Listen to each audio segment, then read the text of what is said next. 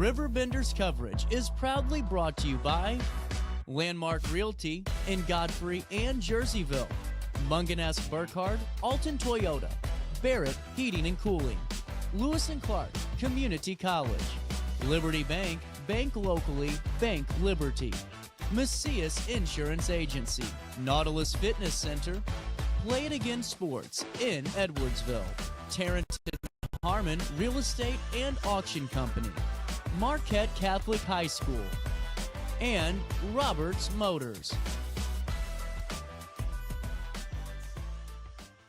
At Marquette Catholic High School, tradition is more than a word. It's a way of life. From championship athletics to community service, from lifelong friendships to faith-filled values, Marquette students carry a legacy of excellence. Together, we build a stronger community on the field, in the classroom, and beyond.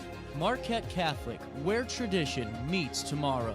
Visit marquettecatholic.org and see why Marquette is the right choice for your family. At Landmark Realty, we're proud to serve the Riverbend area with offices in Godfrey and Jerseyville. Whether you're buying your first home or your forever home, our team is here to guide you every step of the way. And if you're ready to start your dream business, we can help you find the perfect commercial property. Visit us today at godfreylandmark.com. Landmark Realty, serving the Riverbend and serving you. For the biggest selection of pre-owned cars, trucks, and SUVs in the Riverbend, visit altontoyota.com or stop by their location on the Homer Adams Parkway in Alton.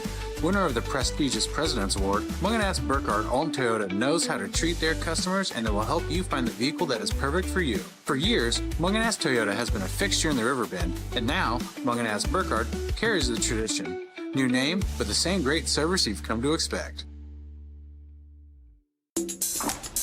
I just got a new air conditioner.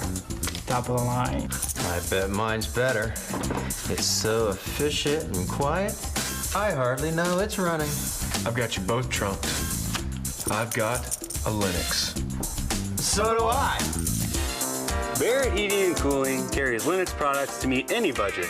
Don't gamble with your energy dollars. Call Barrett Heating and Cooling and start saving today. Lennox. Innovation never felt so good. Has free checking become a thing of the past? Not if Liberty has anything to say about it.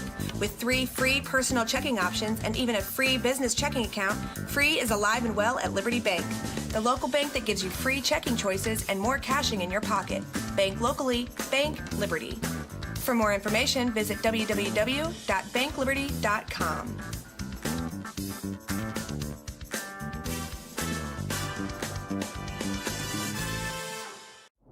What's up? It's Mike Keith. What's up, bro? What's good, my guy? Back to spotlight other amazing alumni and how they discovered their path at Lewis and Clark. Let's jump into it. This is Dwight Wirtz, president of Wirtz Welding and Tank Service, the nation's premier distributor of tank trailer parts. Dwight has been an outspoken and long-time supporter of the college and is the current chairperson of Lewis and Clark Board of Trustees. Oh, and he's a Lewis and Clark grad. I'm Dwight Wirtz, and I am a trailblazer. You know where you are? You're in the jungle, baby! You're gonna They've played a pretty good way, so that's where the 4 losses came from. But they're a really good team. They're a really good team when they came from 2 years ago. And they're fast, they're physical, they're going to get off the ball, the quarterback's going to throw it, they're going to run around with them. They're really well coached. That's why they're in this position. I guess back to 2 years ago, 48-47. What a day, what a game. That's a wild game. I think I heard the part of it. We were down 14 in the fourth quarter. We turned the ball over, and then to be able to not just come back and win, but come back, take the lead. Then they get a score with about 3 seconds left, and then stop them from conversion was wild. So, I mean, they're going to come here. They're going to be ready. Whether 2 years ago that happened or not, I think they're going to come here. I know Coach Skinner up there really well, and they're going to come. They're going to be prepared. They're going to be ready, and they're going to be expecting to win because that's how they play football. Tell us about the Shells and how prepared you are health-wise and ready to go for the playing? Yeah, we feel really good right now about where we're at. You know, we lost some early on in the year. We lost Shad for the year with a separated shoulder after Salem. But, you know, other than that, the kids are feeling pretty good right now. You know, I think that we're healthy and ready to go. Offensive line has stayed intact all year long, and the defense, and it's just kind of amazing how things have worked out here. Yeah, you know, I think we really emphasize health.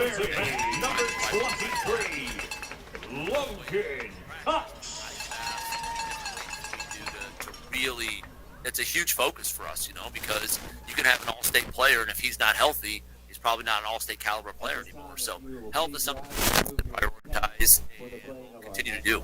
We've talked about it many times, but home games, playoffs, atmosphere, kind of crazy here. Yeah, it's cool, man. It's a lot of fun. So we're excited for it. We'll have a good crowd, I'm sure. They're going to bring a ton of people, just like they did 2 years ago. And, you know, our kids, fortunately, have seen this before, you know, so it's not new to a lot of our kids. So, you know, they'll be able to get out there and you know, once we hit 2 o'clock on Saturday and we kick that ball off, doesn't matter who's here. Fortunately, it's just another game. And so, you know, we'll get in on Saturday morning, and pregame will be the same as it is for most of the other games. It'll just be, you know, afternoon. It won't be an evening. So we'll be ready to go. At Phillips 66 every day, our employees work safely,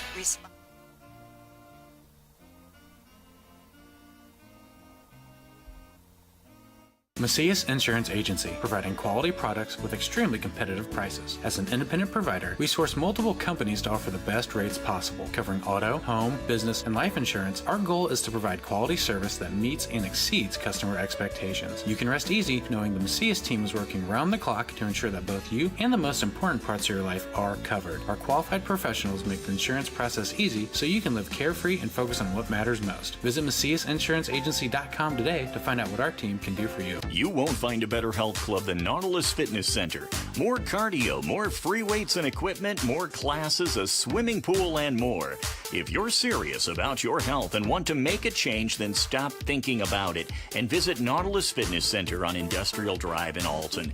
Don't fall for the hype you get from the other health clubs. Nautilus is the Riverbend's premier health club. Has been for years and will be for years to come. Get to Nautilus Fitness Center and get started on a healthier new you. It doesn't have to be paid off, and you don't.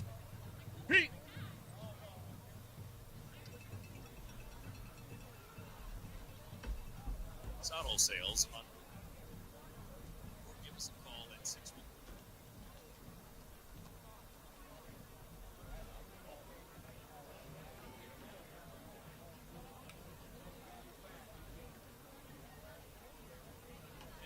As we get ready to roll here in Shell Country, Charlie Rach Field and the Shells and the Spartans battling today. Of course, Roxana finishing 2-3 in the Cahokia Conference. Their losses to some tough teams, Columbia, Freeburg, and Breeze Central.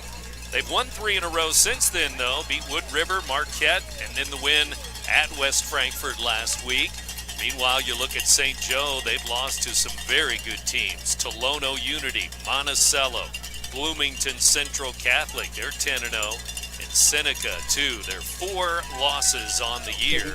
They've also beaten teams like Prairie Central, IVC, Illinois Valley Central. They beat PBL, Paxton Buckley Loda.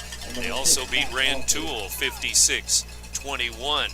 Here's the kick. It's going to be Roxana on the return, and the Shells returning it up the field and up to about the 20-yard line, and that's where the Shells will start here today. Brent Berkland with you here on the Big Z, the Barrett Heating and Cooling broadcast booth once again as we get ready to roll on this big Saturday, round 2 of the playoffs. Roxana wearing their black jerseys, black pants, the red helmets, gold numbers on those black jerseys here today. So they decide to go back in black. Black jerseys, black pants, red and gold of Roxana. And they come to the line of scrimmage, and our first play from scrimmage will be a run. Right up the middle it goes, and it's going to go to number 0, Mason Crump, the senior. A fullback dive, straight ahead dive to the 25-yard line, a gain of about 3. And that gets us underway today. St. Joe on defense. Both of these teams like to score points, of course. And again, 2 years ago, We had that 48-47 ball game in favor of Roxana. The Shells were 12-0 as they made it all the way to the Final Four at state. Here's Makai Shorter trying to stretch it to the outside. Over on the left side, he turns the corner, but only for about a yard or two, and it's third down and still almost 5 yards to go. About 4.5 anyway. Offensive line led by the center, Mason Shaw. But you also have Broadfoot, Teese, Prater, and Wynn up front. Receivers left and right for the quarterback, and of course that's Cohen Dugan. And they're going to run it to the left. That's going to be a first down. Makai Shorter. He scampers up over the 30, 35-yard line for a first down, and they're going to mark that football all the way out near the 40-yard line. It looks like it's going to be the 41-yard line for Makai Shorter, 5'5" running back. He's a sophomore. And so, first down. That's what they needed on the 3rd and 5. Be able to run the football. But we have a flag here. Now, here's a late call, if you will. They're just now telling us holding on Roxana. So the flag was down near the line of scrimmage. They discussed it, and the holding is going to push the Shells back to their own 19-yard line. So it's not a 1st and 10, it's a 3rd and long, 3rd and 11 to go, maybe 12 to go. Need to get out to the 31-yard line, and they're at the 19. So it'll be Dugan throwing the football. He throws it to Shorter here on the near side. Just a little short pass, complete, and the Spartans cover that up quickly. Out near the 20, 25-yard line, a gain of only a couple. 4th down and 8. 3-yard pass to Shorter out in the flat. It's going to go to about the 23-yard line, and it's 4th down and 7, and it's time for the Shells to punt it away. Brandon Green will kick it. Brandon Green will punt for the Shells, back deep to receive for the Spartans. Number 2, Tim St. Joe Ogden will return it. Tim Blackburn Kelly. And he lets it go, and he lets it roll out of bounds near the 32, 33-yard line, and that's where St. Joe will start. Their own side of midfield, it'll be their own 33-yard line. And they start there with 9:56 to go, first quarter, just underway, no score. Shells and Spartans here on the Big Z. And they like to run no huddle, they like to run it quick. Quick passes, short passes. 5, 10, 15-yard passes, and we'll see how it goes today for that Roxana defense. The quarterback is Cody McKinney. He's a 5'9" senior, and he's going to run with the football. He likes to do that too, but out in the open field, good tackle there, and it's Brandon Green who makes the play on the edge. Brought down by number 2, Brandon Green. And that's going to be a loss of a yard back to the 32-yard line, and Spartans ready to go again in the shotgun with McKinney. 5 receivers, 2 to the left, 3 to the right. He's hit as he throws it, and it's going to be picked off by the Shells near midfield. Leaping in the air, Dalton Carricker and DC with a pick.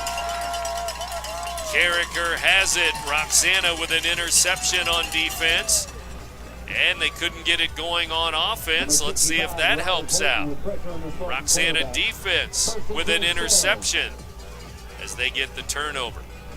And it's Carricker back there playing center field. He leaped into the air over the 50-yard line, back to the 40. His own 41-yard line is where his knee was down. And so it'll be Roxana ball again, and they'll run it up the middle again, and they'll push the pile forward to the 45, maybe the 46. Mason Crump, number 0. And they'll mark his knee down at the 44, a gain of just 3 yards. 3-yard gain. And so with 9 minutes to go, first quarter, we're underway with the Shells' second possession of the ball game. And here's an end around, Makai Shorter, and he is trapped We're going to have a flag flying in there late. Not sure if that's a face mask. But Shorter is going to lose about 3 or 4 yards. Back to the 40-yard line he goes. And let's check the flag here. It is going to be a face mask on the defense. 8:53 to go, first quarter. And they'll push the ball forward to the 46-yard line now with 8:53 remaining. And the Shells will come out of the huddle with a 2nd down and 5 after that penalty. We'll see if Dugan wants to throw it, wants to run it. Puts a man in motion, that's Mayberry. And they bring it to the near side with Mason Crump. Crump to the 50, maybe the 49 for a first down. He's right on the marker. It'll be the St. Joe 49-yard line with 8:40 to go. And Wade DeVries calls a new play in, and we'll get ready to go at 1st and 10, Roxana. Shells with it. 8:43, and they snap it and hand the ball off. It goes over the left side for a couple of yards for the senior Max Autry. Autry's going to get it down to the 45-yard line. A very good run right up the middle, utilizing that offensive line. Roxana, 2nd round action here on the Big Z with Gary Boker. Brent Birkland with you from the St. Joe 45-yard line. 4 minutes into the ball game as Cohen Dugan will give it the pitch, and he'll pitch it to Brandon Green, and Green is met there near the line of scrimmage. He's going to pick up a couple, and he'll get to the 43-yard line. It's going to be 3rd down, Roxana. Yeah, the difficulty about that one is you pass it back to him, hand it off, and it's like a 5-yard loss before you ever start going towards the line of scrimmage. So it's the 43-yard line of the Spartans. St. Joe had the ball but threw an interception, so the Shells defense giving the ball right back to the offense. In the black, red, and gold, it's going to be the double reverse. Sean Mayberry coming to the near side. He runs out of room, and Mayberry's going to be brought down out of bounds, and that's going to be a late hit, a personal foul out of bounds. Anytime the guy ends up on the track, that's going a little bit too far. Too far indeed here to the near side, and the Roxana bench. Years ago, with concrete railing around here, I about lost an athlete over there in the southeast corner. He banged his helmet against that concrete. We got 15 yards, but he got a concussion. There you go. Well, that's a big one. 15 yards to the 27-yard line, 28-yard line of St. Joe Ogden. So it's down to the 28. It's 1st and 10, 7:30 to go. The Shells driving now. That interception gave them the ball at their own 41-yard line. Let's see how it goes here. Autry's in motion. He's going to get it. Max Autry trying to turn the corner. Left side. He's going to pick up some yardage. Down near the red zone. Down near the 20-yard line he goes. Good job there of deking into the inside and then veering back around to the outside. Did you notice he had a couple of big linemen out there with him? One of them, I believe, was Logan Prater. Logan Prater, 6'1", 190. He's a senior. Seniors Lyndon Teese and Garrett Broadfoot also on that line with Andy Wynn. 4 senior linemen. Here's Makai Shorter. He's met in the backfield. He fumbled the ball, and it's going to be scooped up by the Shells. Mason Crump is going to pick up that loose ball. No, it's going to be Mayberry who picks up that loose ball on the turf. It's just very fortunate that the Shells had their eyes open on that one. For sure. A fumble there as he was met in the backfield, a tackle for loss, and then he dropped the ball as they stripped the ball away from him, and it's going to be 2nd down. And also down is a Roxana player, and it's one of the linemen. Well, that was Kyler Smith for St. Joe Ogden who came firing through, blew that play up. And so it looks like the Shells maybe have their center, the sophomore down, Mason Shaw. Heads up over here. If you look on the sideline, you see Joseph Johnson. 64. Quick snaps on the job training. Practice snapping to the quarterback because 51 is down. Mason Shaw sophomore is down. He's the center all year long. Yeah, now what you have to watch out for when you have that new center in there, will he adjust to the cadence? Will he be ready? So many times you'll have a new center comes in, and it seems like everybody else takes off, and the center forgot to snap the ball. That could happen. Well, he's walking gingerly to the sideline, so maybe a knee or an ankle, and I'm not sure which leg. Well, let's leave the knees alone. Let's call it an ankle. We can live with that. We'll see. And we'll see. We'll keep an eye on 51 now here on the sideline with the trainers, because a new lineman in there. We mentioned the linemen, Shaw, Broadfoot, Teese, Prater, and Wynn, but now we have the sophomore Mason Shaw out of the game. And Johnson, as you mentioned, in the game. Johnson's ready. We'll see. Johnson's ready. Trust me. I got you. Halfway through the first quarter, no score. Here we go. It's going to be a pitch to Mackay. Mackay shorter to the near side. He's hit from behind, and he tumbles to the ground in the red zone. From the 24 all the way down near the 12-yard line. That's a first down, Roxana. The line pulled well. They didn't exactly all make contact, but on a play like that, if you just get in the defender's way, that gives your offensive guy a chance to get around him. Well, they line it up again. Receiver here to the near side is Carricker. Two wingbacks, Mayberry and Shorter, it appears. And Roxana will drop back. They'll throw it. A man wide open in the end zone. Touchdown. Might be Mayberry. He had 4 of them last week, and he's wide open in the middle of the field. Well, you run power, you run deception, you run reverse. You just keep run. All of a sudden, you get that secondary. They'll start looking in the backfield. When they do that, then that's when they lose track of that guy who's coming across. And you said he was wide open. The closest thing to him that might have made a tackle was my car. Or one of those officials out there. Ooh, they better not. No. Well, now it's going to be a 2-point conversion. They're going to hand it off. Brandon Green, he's going to get in for 2 as he goes to the front right pylon as he goes from far left to far right for 2. He must be a math major, because he sure measured that angle off just perfectly to give him enough time to get to that corner and inside the pylon. 2-point conversion, so the Shells turn that interception into points. They score, and it's 8-0 in favor of Roxana. As again, they go for the 2, and just like last week on the road, Mayberry caught 4 touchdown passes. The Shells like to run, but they can throw it. And that's the whole thing. You keep that running game going, get everybody thinking that's what we're going to do, and that makes the passing game so much more important and so much more prevalent. Whenever you want it, you can call on it. So Dugan is now up to 12 touchdown passes on the year, and Mayberry has 7 of them now. He had 2 at the end of the regular season, but now he's at 7 touchdown catches. Money man, that's what he is. In the playoffs, yes. 13-yard touchdown pass there, and just like that, Roxana on the board, and they have the lead 8-0 here. Somebody been watching too much pro ball. He wanted to spot it up at the 35 instead of the 40. Well, it's the 40-yard line. A little nervous. Hey, but hey, one thing we do have to say, Johnson came in, Johnson produced. There you go. He got the touchdown. There you go.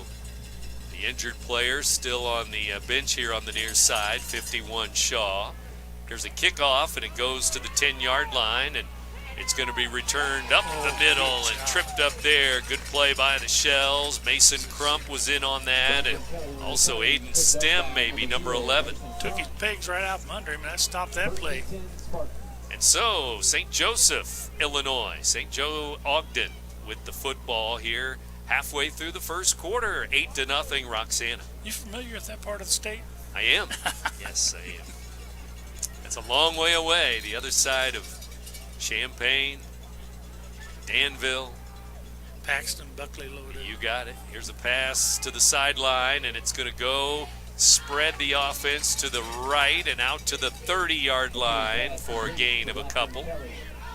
Ran a long ways just to get a couple. And if you notice, as he's coming back to huddle, he got a little hitch in his giddy up. Yeah. No huddle there. They're going to take him out. No, he's in. Just going to put him out to the wide side. Yeah, back over near the Spartans bench. Snap back. Now they're going to come to the near side, and run the same play the other way, and they're going to stretch it this way. It's caught, and it's complete out here to number 9, IHSA. Cameron Wagner, 6'7", 295, pancake block. Now, that's one thing in life. You really don't want somebody that huge being right on top of you. He is being heavily recruited. Offensive lineman, he's only a junior. And here's a play up over the 40, 45-yard line. Good run there by Wyatt Wirtz, a senior, 5'10", as he breaks it out to the 46. Well, these last couple runs, it looks like the bus lag is over with. So here we go, 5 minutes left, first quarter. And now St. Joe Ogden trying to answer. And they're going to fake it right. Now the quarterback's going to run for a first down and more. He gets to the 50, the 45, 40. He's up the far sideline before he's veered out of bounds by that Shells defense. But boy, he went a long way. Well, the thing of it is, when your secondary is playing man, they'll turn their backs on the quarterback. So if he gets that through that first line of defense, he's got some good yardage. Witness the play we just saw. Now they're going to screen it to the right, and out there to hit is Mayberry, it looks like. That's a tackle for loss, about 3-yard loss on the completion. I'm going to use a word with that tackle, enjoyable. He enjoyed hitting in that time, didn't he? Yes, he did. Fair shot, open field, laid him out. 2nd and 13 on that completion right down the line of scrimmage. And now they look over to the sideline. McKinney gets the play from his head coach, Sean Skinner, over there for St. Joe. And now they're going to throw it to the right, little slant in. That's caught at the 30-yard line, grabbed by Lockhart, Riker Lockhart, number 7. That had some zing on it. I tell you what, he knew he had to get rid of it early. Right on that slant in, just took 2 or 3 steps, and the ball was there. 3rd and about 3 to go. See if they run it, throw it. They're going to throw it, and it's caught there and hit right at the catch. Was Dalton Carricker with the big hit, but I think he may have a first down, just enough. Carricker, not only did he hit him, but he drove the shoulder pads right into him, then did a flip on top of him. So 1st and 10. Spartans on the roll now to the 26-yard line. Snap back, here's a handoff. It's going to go over the left side. Good running room there. Now right up the middle, all the way to the red zone, and inside the 10 goes number 10, Wyatt Wirtz. You know, that play just had the right call. The linebacker was shooting through in the A gap. He went running around in the B gap, and so it was like 2 ships passing in the night. 1st and goal about the 6 or 7 yard line, and they're going to give it to Wirtz again. He's got blockers in front of him, and over to the right, he's going to gain a couple. Then he's upended there. Carricker and some Shells over there. I'll tell you what, Carricker's had 2 good hits in a row. So now 2nd and goal. They mark it right around the 5 yard line. Now the quarterback's going to keep it. He's up the middle. He leans forward to about the 3. It's 3rd and goal. Then the T's in there on the stop as he wrapped him up high and drove him back. Teese will get in on a lot of tackles. 6'1", 190. He's a senior, number 57, right in the middle there of that defense. He gets a good look at everything. Seems like he drives right on through the offensive line, has his arms ready to pick up whatever comes through.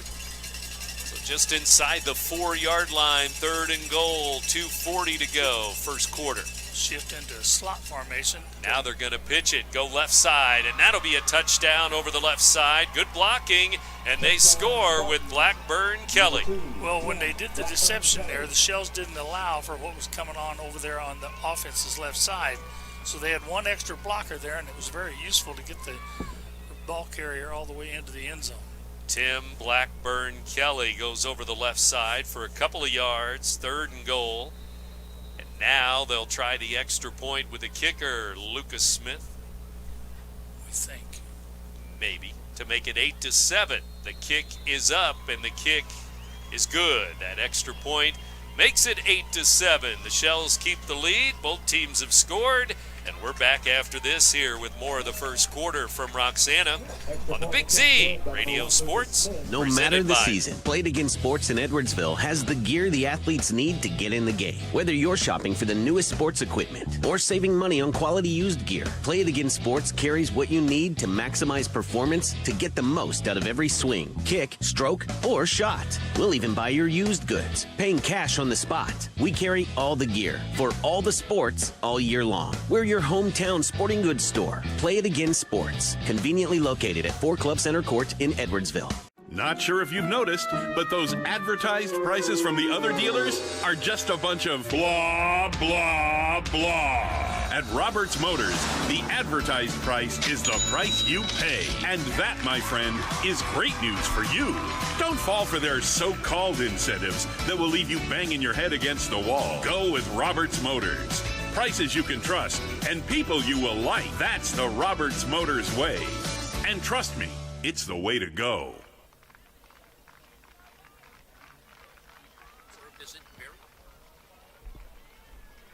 You know the secret ingredient.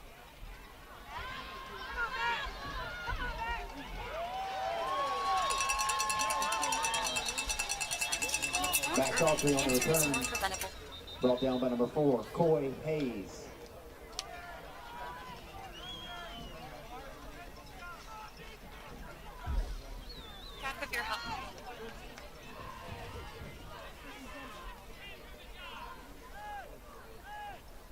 Ball will be spotted on the 27-yard line. 1st and 10 Shells. Gary Boker and Brent Birkeland back with you here as Roxana has the football back on the kick return to their own 26. I'd like to tell you who was on the tackle, but it'd be easier to name the guys that weren't there. They really piled up on him. And so Dugan, the quarterback, and the rest of the Shells out there in an 8-7 ball game. As each team has scored a touchdown, the difference was Roxana scored, now a fumble, and Mason Crump lost the ball, and they're going to say he was down. Back at the 34-yard line, Mason Crump pointing to the turf, and so's the side judge. Riker Locker was the guy that came up with the recovery. I agree. I think that he was down, and that knee touched. It's you know, one thing about it, you can't call it a homer call because these guys, they're appointed by the IHSA to go here and there and everywhere. So up under center, Dugan with 2 minutes to go. First quarter in an 8-7 ball game. Roxana up by 1 point. Each team with a touchdown. Mason Crump to the outside. 2nd and short. He's got a first down out to the 40 or near his own 40-yard line as he goes wide left. And an escort to go with him, and he just chose the path how to get to the first down. And you look at that offensive line. They're doing a good job here first quarter early in the ball game. 64 still in there. Joseph Johnson, the junior, at center. Doing a good job. And here we go with a snap again, maybe another run. It will be Makai Shorter trying to get left and trying to get wide, but he's only going to pick up a couple just outside the 40-yard line. Well, he's only going to pick up a couple, but it looked like he was going to lose about 3 or 4, but somehow or another, he was able to wiggle his way through the line outside there. Actually mark it at the 42, a gain of 3. It's going to be 2nd down and 7 as 51, Mason Shaw loosening up a little bit, back and forth here on the sideline. Here's Shorter coming to the near side. He is smacked to the ground at the 45-yard line. Shorter is going to ask for more padding under that turf next year. And the 5'5" running back jumps back up after a gain of 2. It didn't bother me. What you got? Easy for you to say. Is that all you got? Come on. 3rd and 4 now. Said the man in the press box. Right. Need to get to midfield or so for a first down here. 3rd and 4. This is a big play. Let's see. Well, Dugan is coming out early there, and I'm not sure if that is the center and the quarterback. No, I think that time the right tackle over there, he just got confused on the count, and Nugent, and he just leaned forward a little bit. when you're out there on the line like that and don't have somebody covering you, it's a pretty easy call. So back to the 40-yard line. Now it's going to be 3rd and 9 with the 5-yard penalty. Now you may be thinking pass. It's a tight formation, but that doesn't mean anything. Let's see if Stem or Carricker can come up big here. Good fake. Dugan back. He throws it over to Mayberry over the middle. First down and more to the 40. He's tripped up at the St. Joe 35-yard line, and he's injured now. Well, I tell you that, the one thing about it is he's finding a way to get wide open there. Nobody really had his number, but they covered up quickly after he caught the ball. Went to the outside. The one thing that scared me, he caught the ball and ran around the left side, kept the ball in his right hand, and that's the inside hand. Fortunately, didn't lose the ball, but I think he may have lost an eye tooth. Yeah, he was upended hard there, and not sure if that would have been a leg injury or the wind knocked out of him, but he's way over there on the Spartan sideline. It's an injury timeout for the Shells, and we'll take a break too. 8-7, Roxana with an early lead. First quarter winding down, but Shells are up by 1 point. You're listening to Big Z Radio Sports, presented by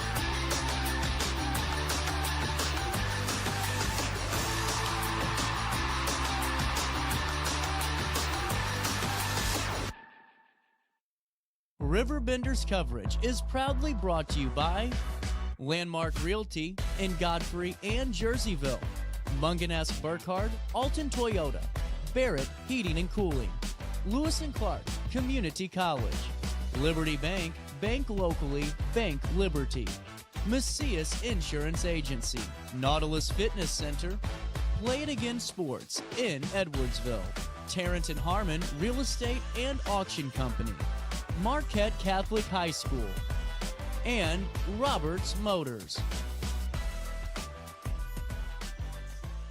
pushing to the 30, the 29-yard line, and now some pushing and shoving. No flag yet. Well, I think the official who was right there in front of him saw that the guy who got put on his pants, he really deserved that. So I think that he used discretion there. So, 20 seconds left. We'll see if the Shells let the clock run out here or run one more play, leading 8-7 first quarter. Tell you what, Shorter, he's got a short fuse. You're not going to mess with him. He may not have a lot of poundings there, but he'll give you everything he's got.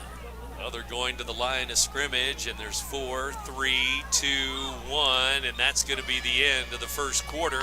It will run out here in an 8-7 ball game. Shells by 1, each team with 1 touchdown in the first quarter. And second quarter. I set the thermostat so my house would be warm when I got home from work. But the kitchen is still cool. At Barrett Heating and Cooling, we stand behind every Linux system we sell. My dealer said he'd take care of everything. At Barrett Heating and Cooling, we understand everyone wants prompt, professional service.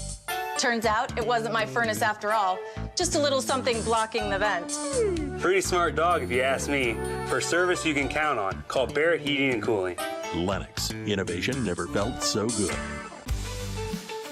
For the biggest selection of pre-owned cars, trucks, and SUVs in the Riverbend, visit AltonToyota.com or stop by their location on the Homer Adams Parkway in Alden.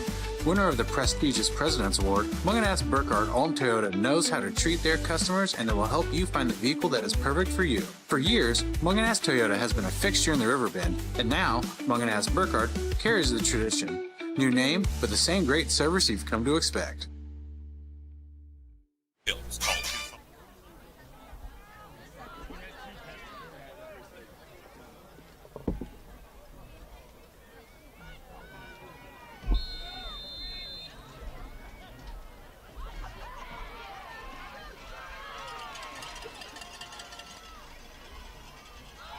Favor of Roxana. Here's Mason Crump over the right side to the 25-yard line. And it looked like there were 2 or 3 seconds still left in the first quarter as they reset the clock, I believe. And now we may have the end of the first quarter. That's nice and confusing, Gary. Well, not as confusing as what I heard happened at the end of a game last week when one team got a 5th down. 5 downs. It's like the old Mizzou-Colorado game all over again. That's right. I couldn't believe when I heard that. You have to understand, you got to use each one of those fingers on the down. And some guys, I think, in their early life, maybe they were thumb suckers. I don't know. They don't know which finger is which. But that's and with a full crew out there, I'm sorry, but somebody should have said, "Hey, wait a minute, stop the action." Right. Right. Now you want to hear the kicker? There's more. Yeah. Okay. These men volunteer their time. My grandson was on that crew a lot of the year. But him being only a second-year person, he did not get onto the playoff crew. Okay. He could have been in there, and had he been, then his grandfather would have been giving him the why and wherefore. Yeah. Did he count to 4 or 5 or something? So here we go, second round action. We mentioned some of the other matchups. Vandalia at Greenville today, Monticello at Tolono Unity, Petersburg Porta at Williamsville, all in 3A football in this half of the bracket, the southern half of the bracket, if you will. I'll tell you what, there's no way you can vote against Williamsville. They're a very powerful bunch, and of course the South Central has a couple teams make sure they're going to get one more onto the next round. Here's a run to the left side for 6, Max Autry, and Autry leans forward to about the 20-yard line, and Shell's getting ready to go into the red zone, headed to the end zone toward the school, the north end zone. I'm going to keep on churning now. Second down and 4. 4 down territory. Call it the 19-yard line. Just inside the 20, Dugan's going to throw. Looking left, finds a man. Stem has it. He is into the end zone. Touchdown, Roxana.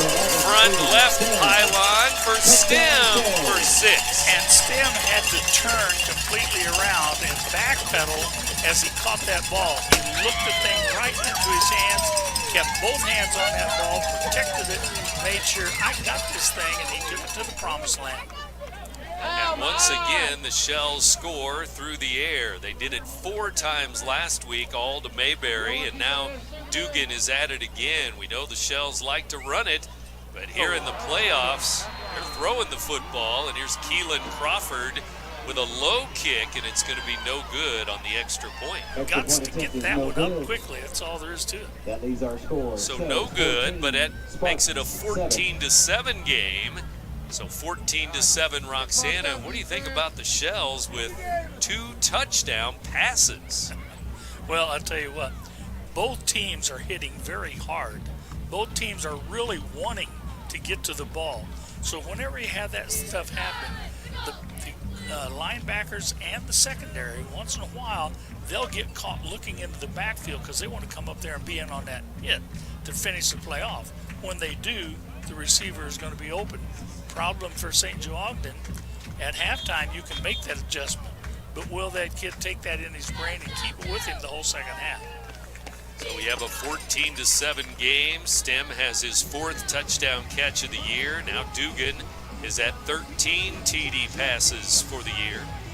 And the Shells have 2 more touchdown passes today.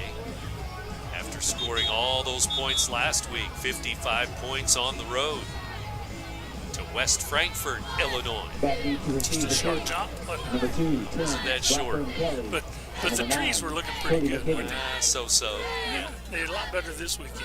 Right. What we need today is we just need some sunshine to kind of bring out those colors. Yeah, I thought we were going to have more sunshine, but we're back to clouds for the day, I guess. Cloudy Saturday afternoon. Football weather. Yes. And here's the kick. Roxana with a kick, and it's going to go out of bounds. It looks like, yep, there's the flag. It's out of bounds here on the near side. Kind of a miss kick there. Yeah, I don't know if it's missed as much as he was thinking. We'll play the odds.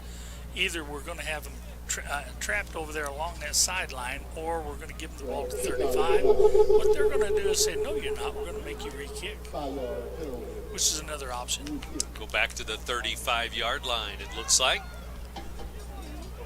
And put the tee down, and it will be Crawford once again. So junior Aiden Stem, 6'4", tight end, receiver. That touchdown catch for Roxana. Mayberry had the touchdown catch in the first quarter. 14-7 Shells. They've led the entire way so far. We're in the second quarter, 11:21 to go. Here's the kick for Roxana. It's a low line drive. It's going to be grabbed there at the 20-yard line. And the return man gets by a shell or two, but here comes some more. Shy of the 30-yard line, he's going to be stopped. That's why it's important that everybody stays in their lane. That way, if one guy happens to miss, somebody else is there to help out. One of the guys that was there to help out was Zane Schultz. Tim Blackburn Kelly on the return, and he's the one who scored the touchdown for the Spartans back in the first quarter. Now the Spartans with the football once again. 11-11 to go, first half. As their offense and their offensive line getting ready, and it's the shotgun, the spread offense again. Receivers all over the place, left and right. Snap back, but they're going to run the football, and it goes over the left side. Out to the 30-yard line goes McKinney, 5'9", senior quarterback. A good planned play there. You get your receivers all spread out wide, get that secondary to go out there, spreads out the defense, and you try to run between the tackles. Second down and about 7 to go.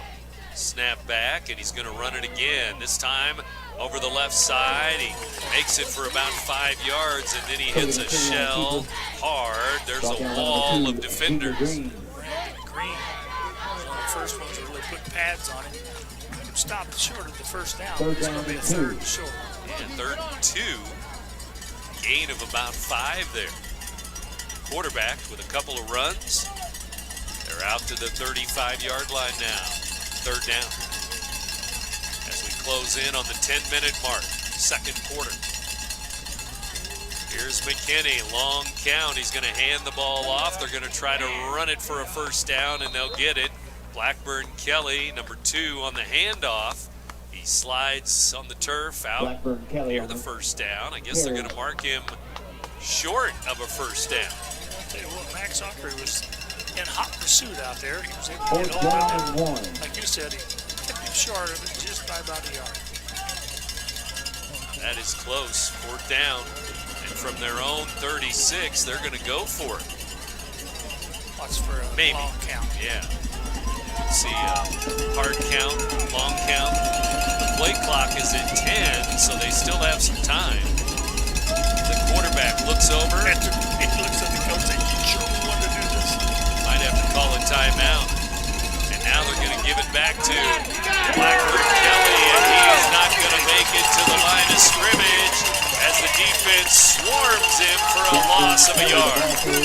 The defense was there in force, and that's when everybody stayed at home. Didn't matter what they showed on the line of scrimmage. I got the off tackle, you got the corner hole. Everybody had their holes covered. When he tried to go outside, they met him with the force.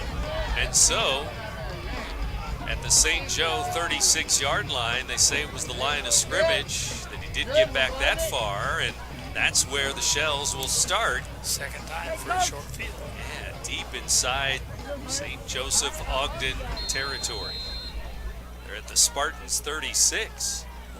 And Roxana leading 14-7 already.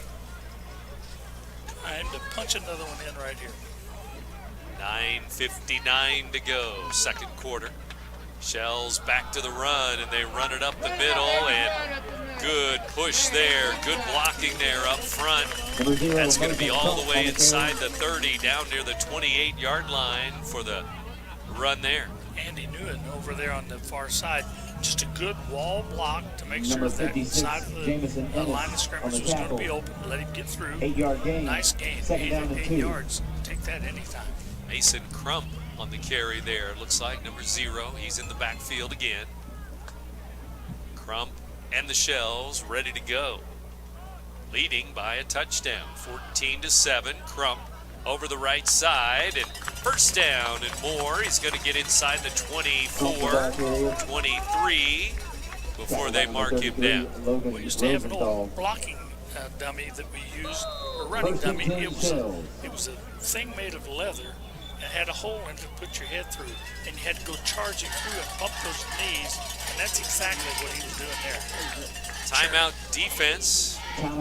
The Spartans trying to stop the momentum here because it's another first down for the Shells, and they lead here 14-7. You know, the thing of it is, you've got the timeouts. You see that happening, you get as much for a rest as it is to try to get them recovered. There's a lot of times when, especially the first half, where the defense will use a timeout or two along the way. The defense getting a breather. Well, and as a coach who's gone through this a few times, both coaching staffs know that when the game starts, the adrenaline is sky high. As you get into the second quarter, now all of a sudden the adrenaline kind of leaves you, and it's pure skill, pure power, pure heart. First and 10, 23-yard line for Roxana. They've scored 2 touchdowns through the air. Dugan to Mayberry, then Dugan to Stem. After one quarter, it was 8-7. Right now, it's 14-7. Roxana. Second quarter action here at Charlie Rach Field.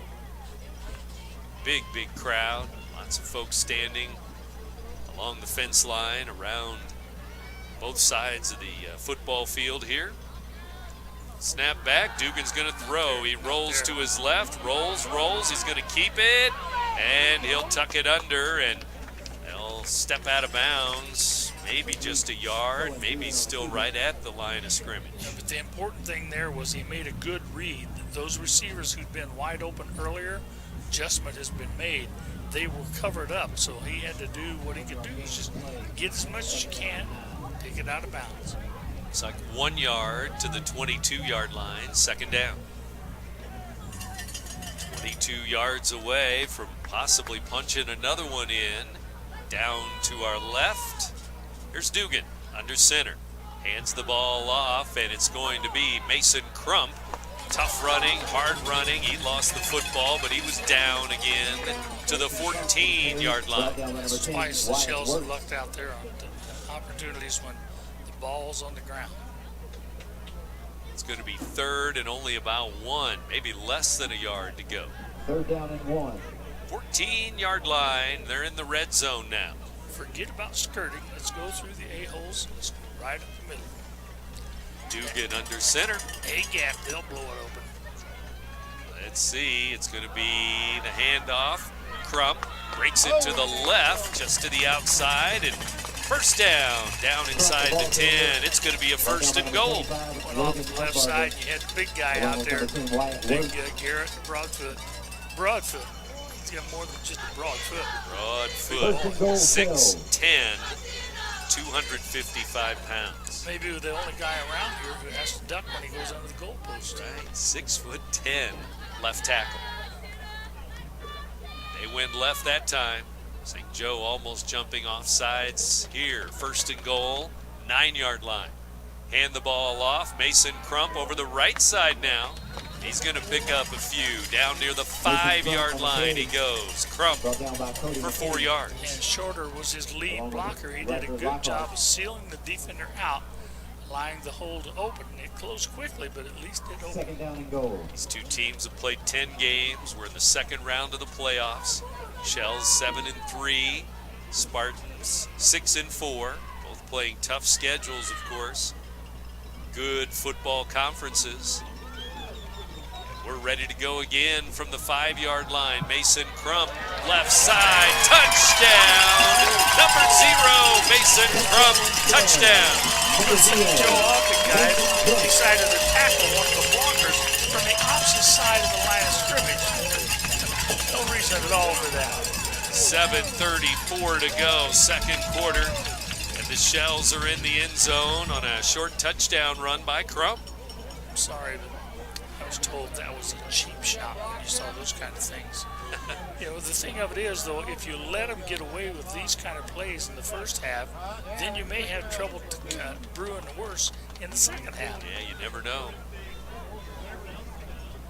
So, another touchdown. It's 20-7 now, Shells, as they get ready for Sean Mayberry, a direct snap. Mayberry has nowhere to go. Looked like he was going to run it, then maybe throw it, and he didn't do either. He's not going to get the two-pointer. Now, they put the motion man in front of him, and then he tried to go that way. Well, the motion man took an extra defender with him, so they're going to tell you that one, let's scratch that play for extra points. We don't need that one anymore, but nonetheless, the Shells have picked up 6 more.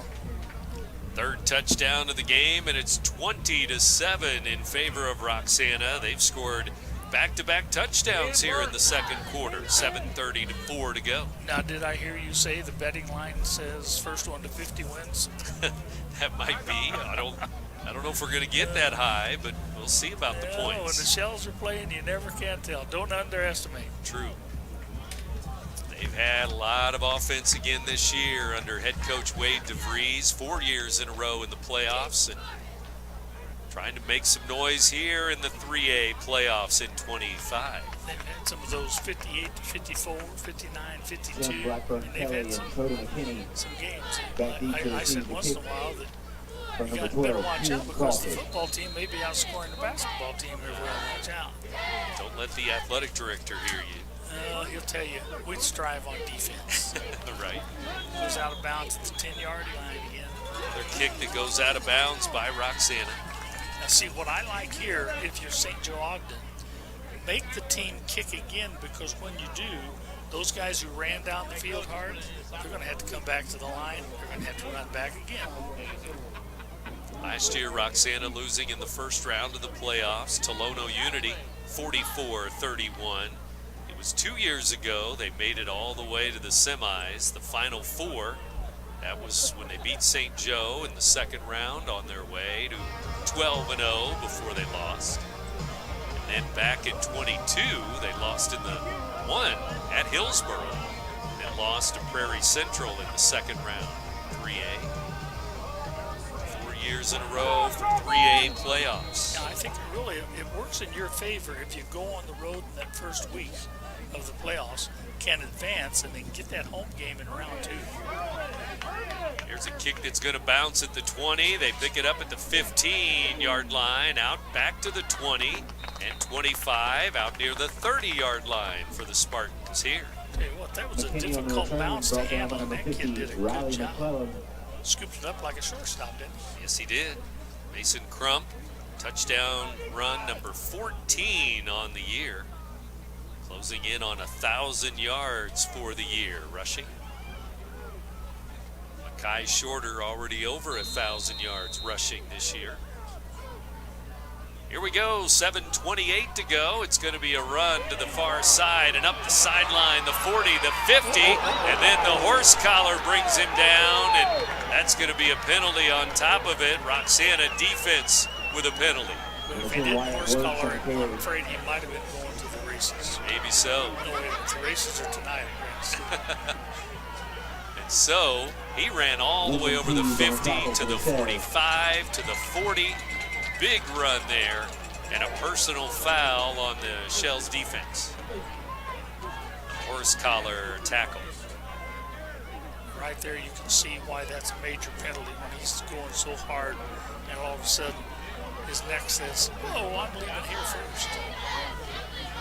And so, let's see where they end up marking this football. 35-30, 29-yard line of Roxana. Mistakes short in the field. Yeah. It all starts with a couple of kickoffs out of bounds, too, after touchdowns. But even more, now we have the penalties on the defense. 20-7, Roxana. But now St. Joe with a chance to get back into it a little bit here. Here's a handoff. It's going to go over the left side. Wirtz has some room, breaks a tackle, and into the red zone. First and goal. He's inside the 10. Spread the trips over here to the offense's right and then run the ball back to the left. Roxana had adjusted putting more of their secondary guys over on this side, so they were one man short. First and goal at the 8-yard line, going toward the refinery, and that would be the south end zone. Here's a pass down the line of scrimmage, and it's dropped as Tim Blackburn Kelly wanted to run with it before he grabbed it. Incomplete. Sometimes I wonder why, once they get down inside the 20, they think, okay, we got to go to the air now. If the running game has been good, continue. They've had a couple of big runs to get them down to the red zone here. Second and goal.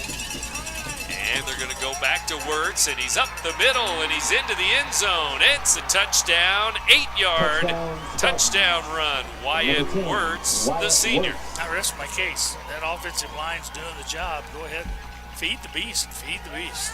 7 minutes to go till halftime, and we have a touchdown for the visiting team. That's St. Joe Ogden on the board. 8-yard touchdown run. And this time it's Wyatt Wirtz. Are my eyes deceiving me, or is it a Columbia blue and a maroon combination? You got it. Okay. Very unique. And here's the kick, and it is good. And St. Joe Ogden getting back into it now. 20-14 our score. As some different play calling there a little bit. Tim Blackburn Kelly scored in the first quarter on a run, and now it's Wirtz who scores. Well, we talked about the Shells keeping the Spartans off balance, and I think on that drive, the Spartans returned the favor. At Landmark Realty, we're proud to serve the Riverbend area with offices in Godfrey and Jerseyville. Whether you're buying your first home or your forever home, our team is here to guide you every step of the way. And if you're ready to start your dream business, we can help you find the perfect commercial property. Visit us today at godfreylandmark.com. Landmark Realty, serving the Riverbend and serving you. Has free checking become a thing of the past? Not if Liberty has anything to say about it.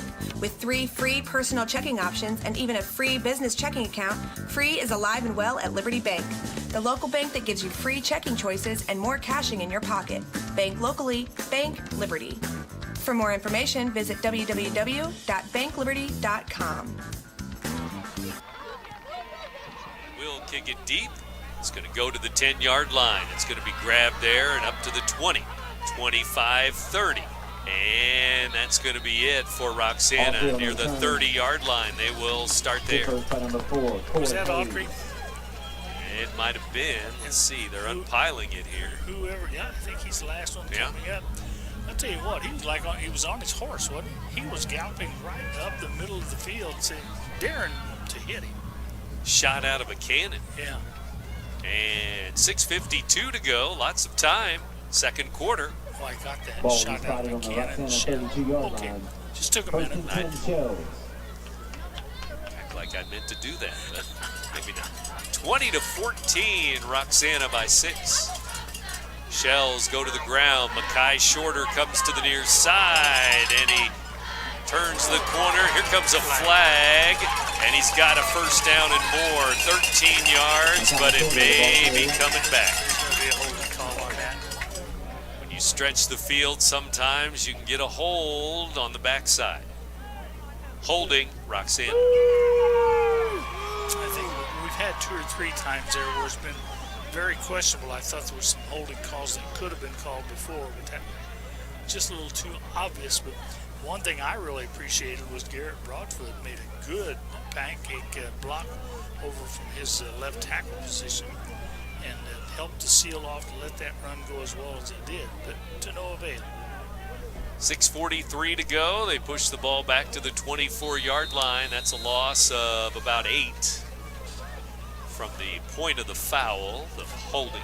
That's always interesting when they have to figure out exactly where the holding took place. And the snap back. They're going to pitch it to Shorter again. Mackay gets a little bit of room, and now he's up to the 30-yard line. He gets some of it back. It's going to be second down and about 12 to go. Shorter was hit by Logan Umbarger behind the line of scrimmage, and he just spun him off and said, hey, I'm not stopping here. I'm going on to find some big boys. Go, go, go. 5'5", 145-pound sophomore. Akai on the run. Dynamo, that's what he is. For sure. Coming into the game, 1,235 yards. Here he goes over the left side.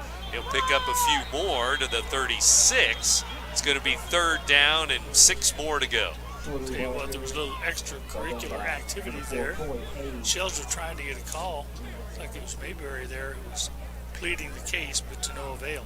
So Shorter comes out, Autry comes in. A bigger running back this time, and Dugan back to the huddle. 5:20 to go, 2nd quarter. This might be 4-down territory, but you sure like to get the 1st down here. They're at their own 36-yard line. 3rd down. About 6 to go. See if they put it in the air. Dugan under center, puts a man in motion. They're going to hand the ball off. Nothing doing there. Right at the line. Now they punch the football out of there. And that was after the whistle. And there was just no room up the middle. I'll tell you, there's a lot of activity taking place after the whistle today. I'm glad we're up here in the press box. We're safe here. You think? I think. I got you to protect me. I was thinking I had you. We're screwed. 20 to 4, definitely. 20 to 14, and what do you do here? They're going to punt it. Brandon Green on 4th and 5. Let's see what everybody does. They're going to line up, honestly. Receivers left and right. I don't think he wants to take a chance. Let's get a good snap. Good snap. There you go. A little high, but not bad. Green will boot it away. And he'll let it hit. Now he'll pick it up on a hop. And he's going to be dropped there. Good open field tackle there on the side. DC, Dalton Carricker. Well, he made sure he got him down there at that point. And if he hadn't, probably was going to be a good run there ahead of him.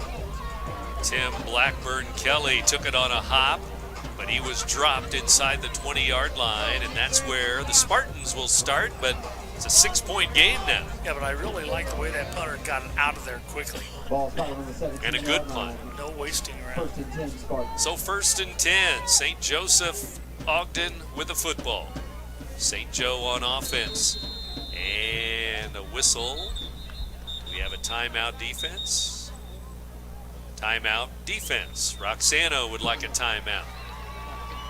Timeout called by the show. I think they may have only had 10 on the field. No. Yeah, they only have 10 on the field. That's why you get your spotters upstairs. Let you know you're 1 man short. So that's one important thing about your spotters. You just got to be able to count to 11. Count to 10 or 11. And that is a timeout for the Roxana defense. And we're down to 4:10 to go. First half here at 3 o'clock. You're in tune to WBGZ Alton Shells playoff football on the Big Z. I'll tell you what, so far it's been a very entertaining ball game, and I think everybody who's sitting here in the stands or standing around the fence, they have to be pleased with what they've seen from their team, whether it's wearing the white jerseys or whether it's wearing the black jerseys.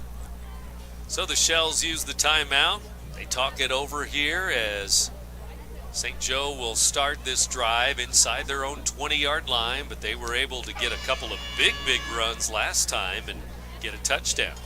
And if I recall, the propensity of the running game was to go left. Let's see what they do here. Left would mean that they would go right in front of their bench over there on the far side. And there they go again. Wirtz sliding to the left out to the 25-yard line. He's going to pick up a good 8 yards there. Yeah, the Shells are not getting attacked to where they're meeting you with the line of scrimmage. And once you get back on your heels, they say it's like you're on your skates. You just can't get stopped. So here we go. 2nd down and short.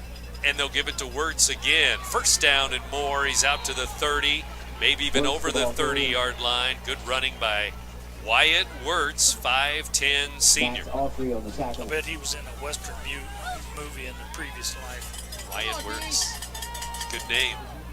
He's over the left side again, and this time he stopped near the 35-yard line. He's still going to pick up 4 or 5 yards. Bennett Luck came up with a good hit, But then, as you said, he still kept those knees churning, got a few extra yards out of it. Luck, I'm not sure if he was shaken up or not, but he comes off the field, 77 for this play. Now they're going to pitch it to Wirtz, and he's caught in the backfield, and he's dropped in the backfield. Lyndon Teese. Teese is in the backfield for Roxana. Well, if we've been playing hockey, he would have got 2 minutes for tripping because he came through, got him with the hands, and then to make sure he went down, he tangled his feet with the opponent's feet. 57, the linebacker, is headed to the backfield again, and they're going to get him, sack him down. He goes down, and Teese is in on it, so is Max Autry and some other Shells. And that was a coverage sack because the Shells defenders in the secondary, they matched up and they had all of the receivers covered. So when the quarterback took a look, he didn't like what he saw. It's kind of like Custer's last stand. 4th and about 15 to go. They're going to have to punt it away. The ball is now back to their own 25-yard line. 4th and long. And they will punt it away to the Shells, who will have some time here. It's over the 50. Takes a St. Joe's bounce, and now it bobbles and it bounces around, and who's going to end up with the football? It went back and forth. Both teams had a chance to get it, but it's going to be the Spartans over midfield. It was like a ping pong ball there. It's like nobody wanted it for sure, but I knew when he went up to try to catch that one, that was a bad idea. Because it took a quick hop right to him, right near his knees. It bounced to a Spartan who should have had it. Then it ricocheted to a Shell who I thought was going to get it. And then it's the Spartans with the ball. You know, in a situation like that, instead of trying to reach down and pick it up, you need to just cover the ball and take possession and not worry about it. Or get out of the way if you can. If you can. But the Roxana 39-yard line. That's where the Spartans start, 1st and 10. It's going to be Wirtz over the left side, and he's still going up the sideline. Let's see if I think he stepped out at around the 32, and it looks like there's a Shell down. Slow to get up. That's Max Autry, but he's going to stay in. The Shells are going to make a change. Wyatt Harris comes off the field. Now they run up the middle, some room there. And St. Joe running the football nicely here near the 20-yard line. 1st down. Just running off that left tackle, just going between the guard and tackle. And for some reason or another, they've found a hole in the Shells defense there. Well, they haven't moved the chains yet. They're talking to the St. Joe sideline here, the referee. So let's see. Well, they still haven't moved the chains. It's 1st down. And too many men on the field, I think. They're saying that player didn't get off in time. Okay, I lost count. Head and fingers all used. Needed one but toe. They decline it because it's a good run to the 23-yard line. Decline the penalty, 1st and 10. And that's why the coach was over there talking to the sideline official to make sure had his options straight. Yep. Quarterback under center, that's McKinney again. And they give it to Blackburn Kelly. He's got some room to the 20. Steps out near the 15-yard line. They're in the red zone.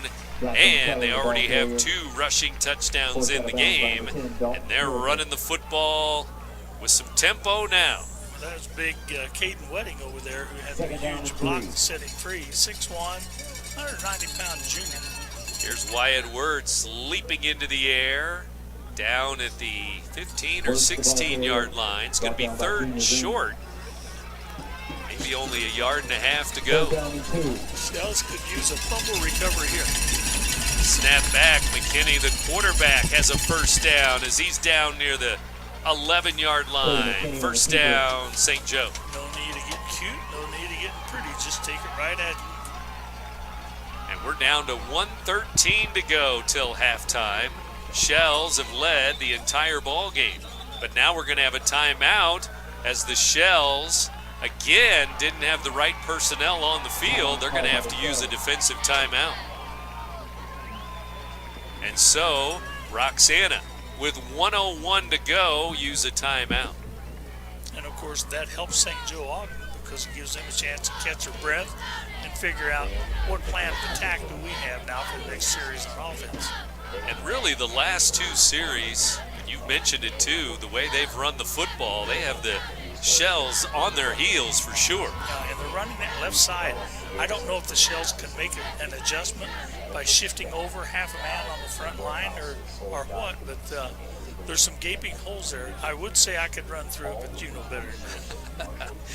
1:01 to go till halftime, and don't look now, but the Spartans have a chance to take a lead into the locker room. Now, still a lot of football left before we get to the half. But they're at the 11-yard line. And I look for them to keep the ball on the ground and keep it on the left side of the field. And there should be still 2 timeouts each way. We'll see. Actually, that should be Roxana's second defensive timeout.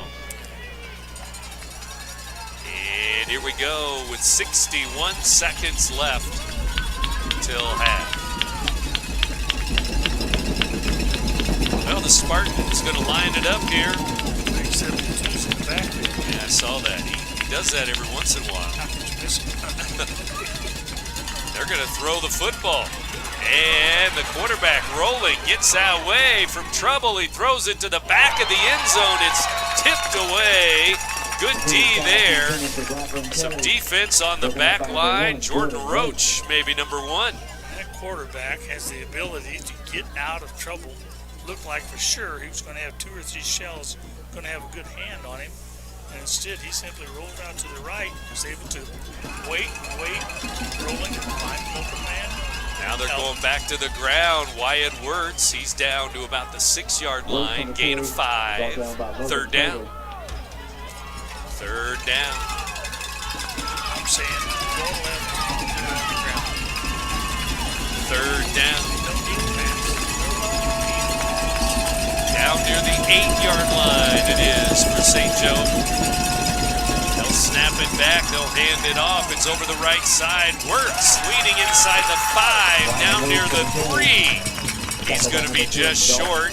First down markers at about the 1 or 2-yard line. It's going to be 4th and maybe 2 to go. Kind of surprising they went to the right side there, but they're using a little bit of variety. I think they'll go back to the left here, though. Well, we're going to have an injury, too, and that's not a good one for St. Joe. It's Wyatt Wirtz, I think, down. We've had a lot of injuries, some of them not really too important or too dangerous, but we've got 2 teams, and I mean, they're hitting hard. That's all there is to it. So inside the 5-yard line, the Spartans with an injured player down. Just 16 seconds left. And St. Joe taking a timeout before that injury, I think. So they will be charged with a timeout at 4th down and 2. Well, the thing of it is, when you hit like that repeatedly, it's not just the physical hit. It's what it does mentally to the defender that's getting hit. And as you mentioned 2 or 3 times, he's shoved back and he's on his heels. That makes an uphill run for the defense. Wyatt Wirtz, number 10, slowly walking off the field for St. Joe. Now he's running up and down the sideline. He's a sprinter. He only goes about 20 yards. Looking good. Put me back in. Oh, can't do that. It's 4th down. Looks like they're going to go for it in a 6-point game. I'm going to ask for somebody to jump offside first. Yeah. Long snap count. Here we are, guys. Everybody understand. Long snap count. We're going on 3. Play clock is at 20, so they have a lot of time at the line of scrimmage if they would like to take it. 16 seconds left till halftime. Here we go. And it looks like another timeout is called. Timeout, Spartans. And on 4th and 2, we'll see if they'll go to the field goal or if they're still going to go at 4th and short. They're going to go. I just feel like they feel like they have a juggernaut offense. They also feel like Roxana has a juggernaut offense. So anytime you get down there that close, got to score. You probably get 6. You don't want to just settle for 3. Right, you got to put points on the board and hopefully maybe even take a lead into the locker room. If they were to get into the end zone, we'd have a 20-20 game. And then the decision on an extra point or a 2-point conversion. So all of that is still unfolding here. Kelly's heroes. Woof, woof, woof. Cut it with the negative vibes. Cut it with the negative vibes. Who was that? Don't know. Sutherland. There you go. See, you know all the classic songs. I just know a few of the movies. I got you. 16 seconds left. Here we go. Out of the timeout. Spartans huddle up quickly. The play clock is started yet. Now it's at 20. Here we go. 4th and short. They're at the 4-yard line. 4th and 2 at the 4. Man in motion. Rolling right. No, they're going to look back the other way. Man wide open. Touchdown. 4 yards on 4th and goal. Did they take that play out of the Roxanna Shells playbook? That was so similar to the way the Shells had receiver wide open. Braden Waller leaking out on the left side on 4th and 2. And it's a 4-yard touchdown pass. Wow. Well, I'll have to admit. What a call. That surprised me. Yeah. That surprised me. I thought they would run it off left tackle and say, here we come, ready or not. 20-20. Here's the extra point. It's a big one to break the tie, and it's up and good. And the Spartans have the lead, 21-20. We're at 10 seconds to go till halftime. Yeah, you have to be careful here with those 10 seconds if you run a few of them off on the kickoff. But you don't want to do anything silly now and give them an opportunity to get another score. If you go into the locker room 1 down, that's bad enough. But you played it pretty even, and that's what we expected. And what an even game for sure. Well, at one time, Roxana had a lead of 20-7, but back-to-back touchdowns here in the second quarter have given St. Joe the lead. After one quarter was 8-7, then it got to 20-7, but now we're at 21-20 Spartans. And so Roxana will return a kick here with 10 seconds to go. I'm going to call for a line drive kick. Just kick it right down the middle and let it bounce on that turf a couple times and see whether the Shells can feel it properly. Been a little shaky at times. Let's see how that goes. Those have been on punts more than anything. Here comes a squib kick, and it's going to go to the sideline, and it rolls out of bounds. And now we have a couple of big hits after the whistle again, and now we have some more pushing and shoving again. And Roxana hitting a player after the whistle, and that player is down and injured on the sideline. Let's sort out the flags if it's just out of bounds or if there's more than that. Can I make a comment that's probably going to be off color? I don't know. They had it coming. Oh, okay. I mean, both teams have been hitting hard, and sometimes when that happens, you get the eye teeth knocked loose. That's all there is to it. Here we go with the call. It is kick out of bounds. Now dead ball. Now we're going to have a personal foul on. Oh, his microphone's not working. Well, he didn't point either way. I think maybe it's one on each of them. Maybe. Instead of both of them being 2 minutes in the penalty box, we'll say, that's fair enough. That's all right. Go to war. And so, first down. With 10 seconds to go, the ball goes out of bounds. That's where we are here in the 3 o'clock hour, just before halftime. And Roxana's going to have the ball and probably just go to a knee. St. Joe with the lead, 21-20 here. Halftime approaching.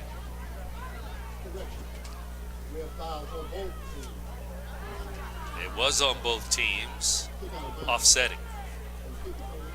So the kicking out of bounds, takes the ball to the 35. Okay. First down, Roxana. We know that. That's the set. Where we're going to put the ball? He's standing all the way back there. That's a good question. And he says, "It's my ball. You can't play." Right. You can't do that. He's walking away. So 10 seconds to go, and they're walking the wrong way, Buddy Blackman would say. Back to the 20-yard line it goes. If he's going to call on both teams, I thought that's what I heard. Well, maybe it was an extra one on the Shells. Otherwise, that ball wouldn't be back at the 20. But either way, they're going to take a knee. They're going to go to the locker room. That's going to be it. And they do take a knee, and that is halftime here in Roxanna. So, 21-20. We have a one-point game at halftime. We're back with halftime in a moment.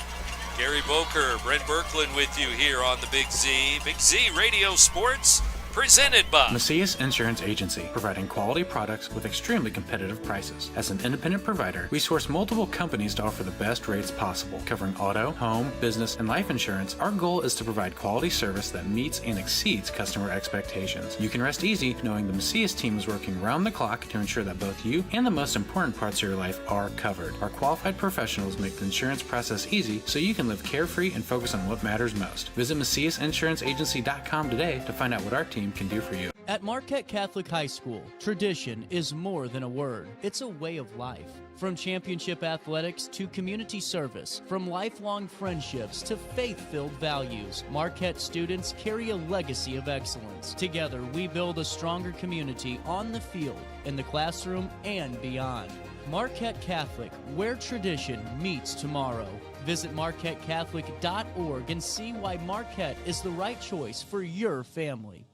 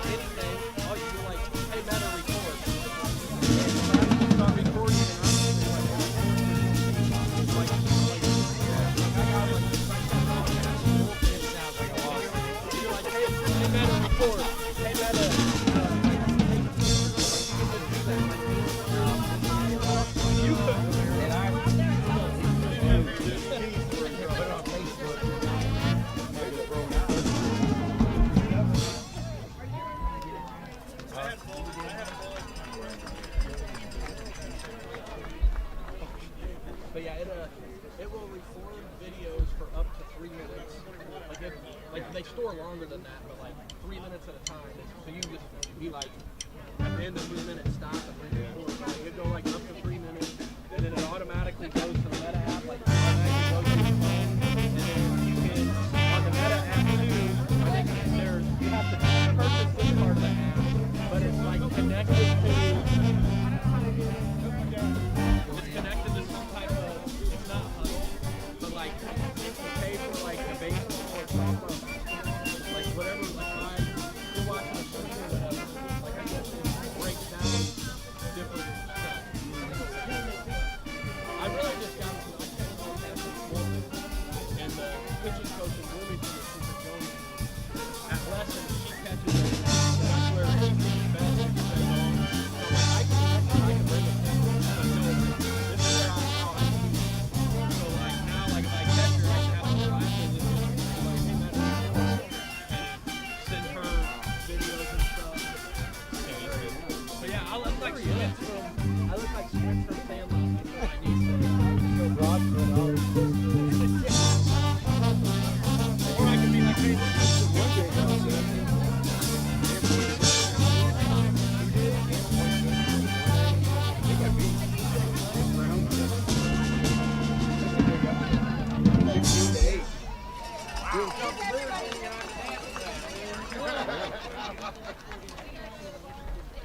Oh. Well, I guess that fifth down didn't help much because the Wisdom just won by 39 against Florida. Game over already. Thanks.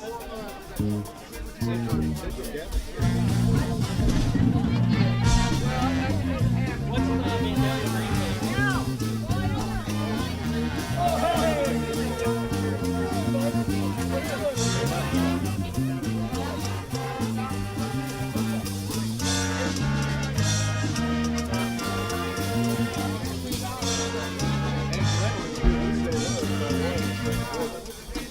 that's early, but that's still, yeah. I'll tell you what, though, that's the thing, like, if you can hang in there with St. Louis somehow, they're the type of team that they just get frustrated and then start getting stupid penalties. Sorry.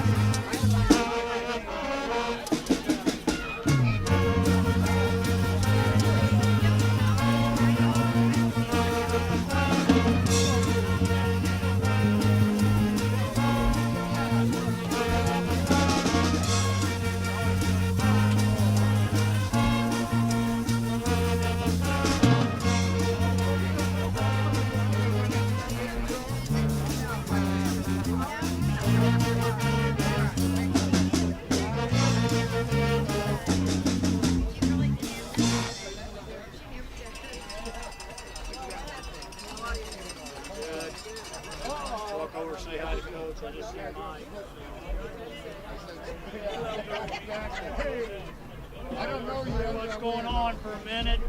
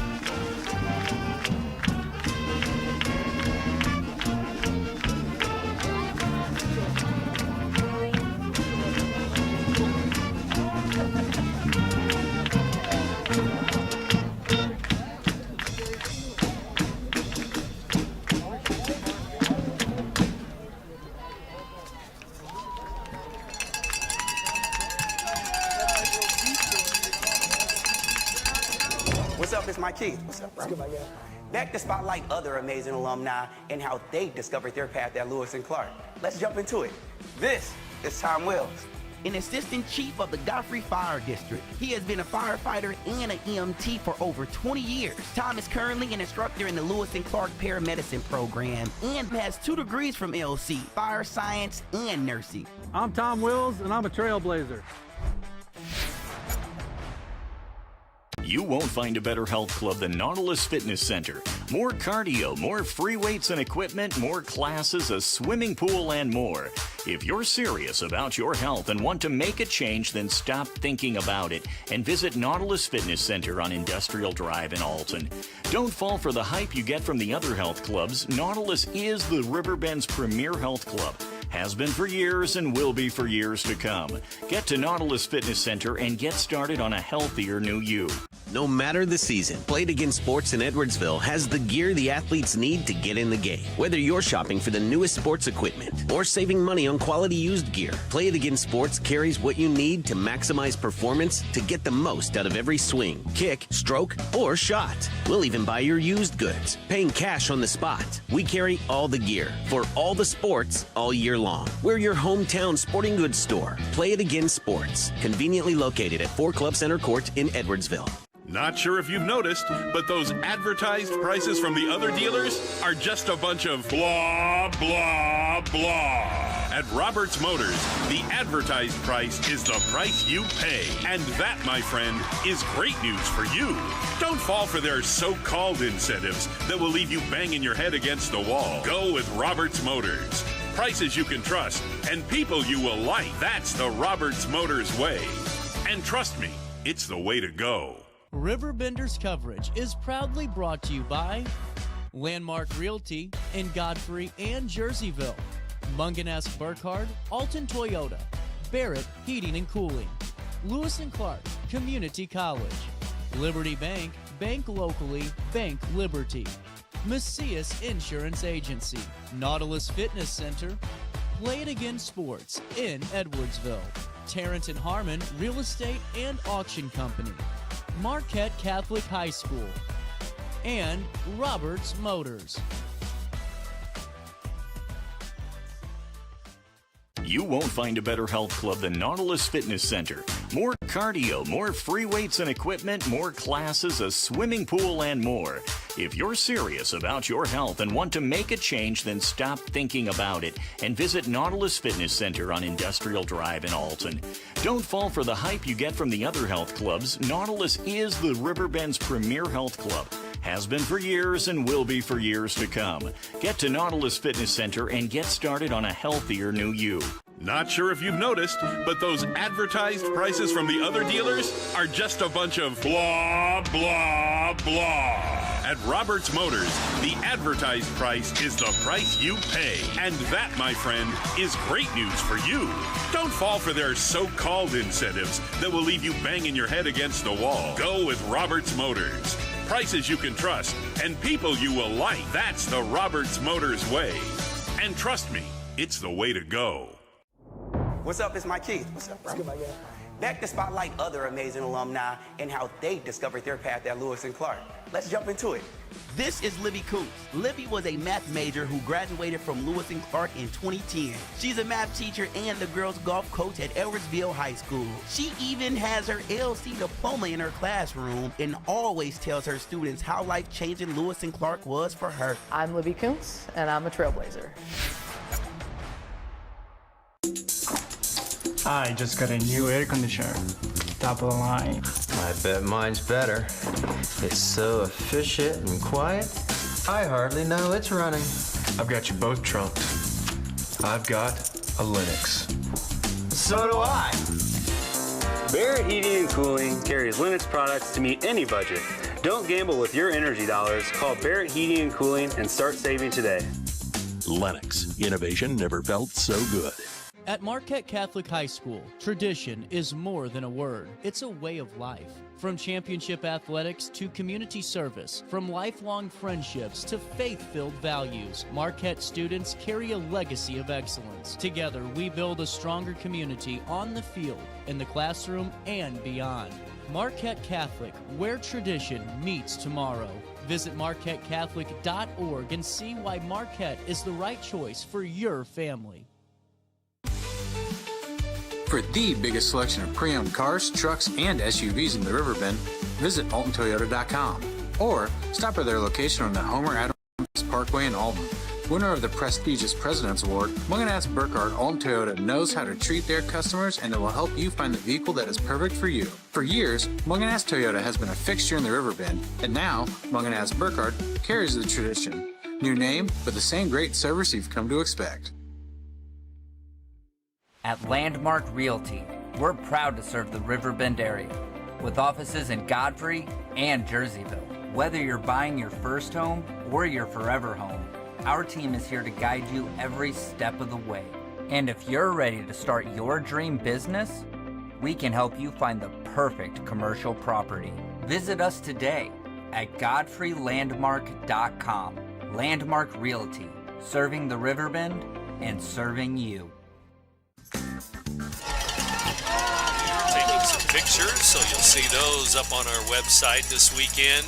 Check out AdvantageNews.com. You'll see some pictures from this game. Roxana's 3A playoff game here in the second round of the playoffs. The Spartans from St. Joe, Ogden, after beating 9-0 Benton, coming to town to play here in the second round. And some other great second round games too going on in 3A. We mentioned Vandalia against Greenville, Monticello taking on Tolono Unity, Williamsville against Petersburg Porta. Some great 4A games too, but 3A for the Roxana Shells. Just about ready to get underway. We had Illinois basketball on the Big Z last night, and Illinois back in action next week in both basketball and football here on the Big Z. So stay tuned for all of those details. Right now, it's Roxana playoff football. Gary Boker and Brent Birkland with you here. Here's an onside kick, a little squib to the 50-yard line, and St. Joe's going to cover it up, and they're going to get the ball at the 50 or close to it with a lead, 21-20, Spartans by 1. It's getting to the point anymore where the onside kick to start in the second half doesn't fool anybody. No, and it happens a lot, you're right, and that's probably why it doesn't fool anybody. They say, one of the last things they say, watch for the onside kick. Right? Well, the idea of it is if you got the ball in the first half, then in the second half you have an opportunity with that onside kick to get it again. Right. 1st and 10, St. Joseph Ogden football. They hand it to Wirtz. He was shaken up in the first half. He's back out there with a run to the left, and they run it over the 50-yard line down to the 47 of Roxana. Running over is the operative term.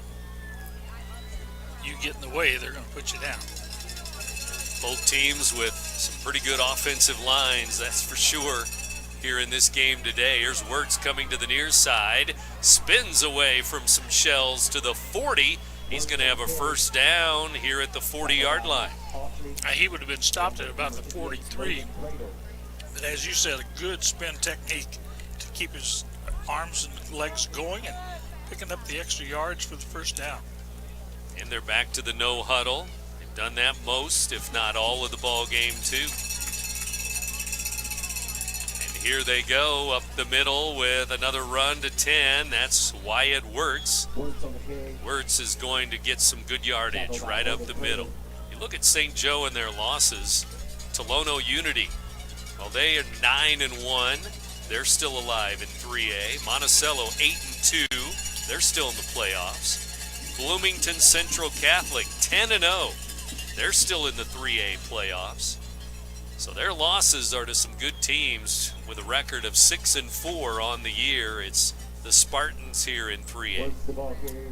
Kind of gives you an idea of the quality of football that's being played up there in the central part of the state. Right.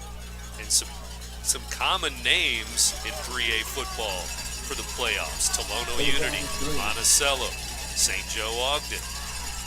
Here's a throw to the far side, almost picked off. Instead, it's a catch and almost a touchdown. It's down to the 10-yard line. Brandon Green saved a touchdown down there.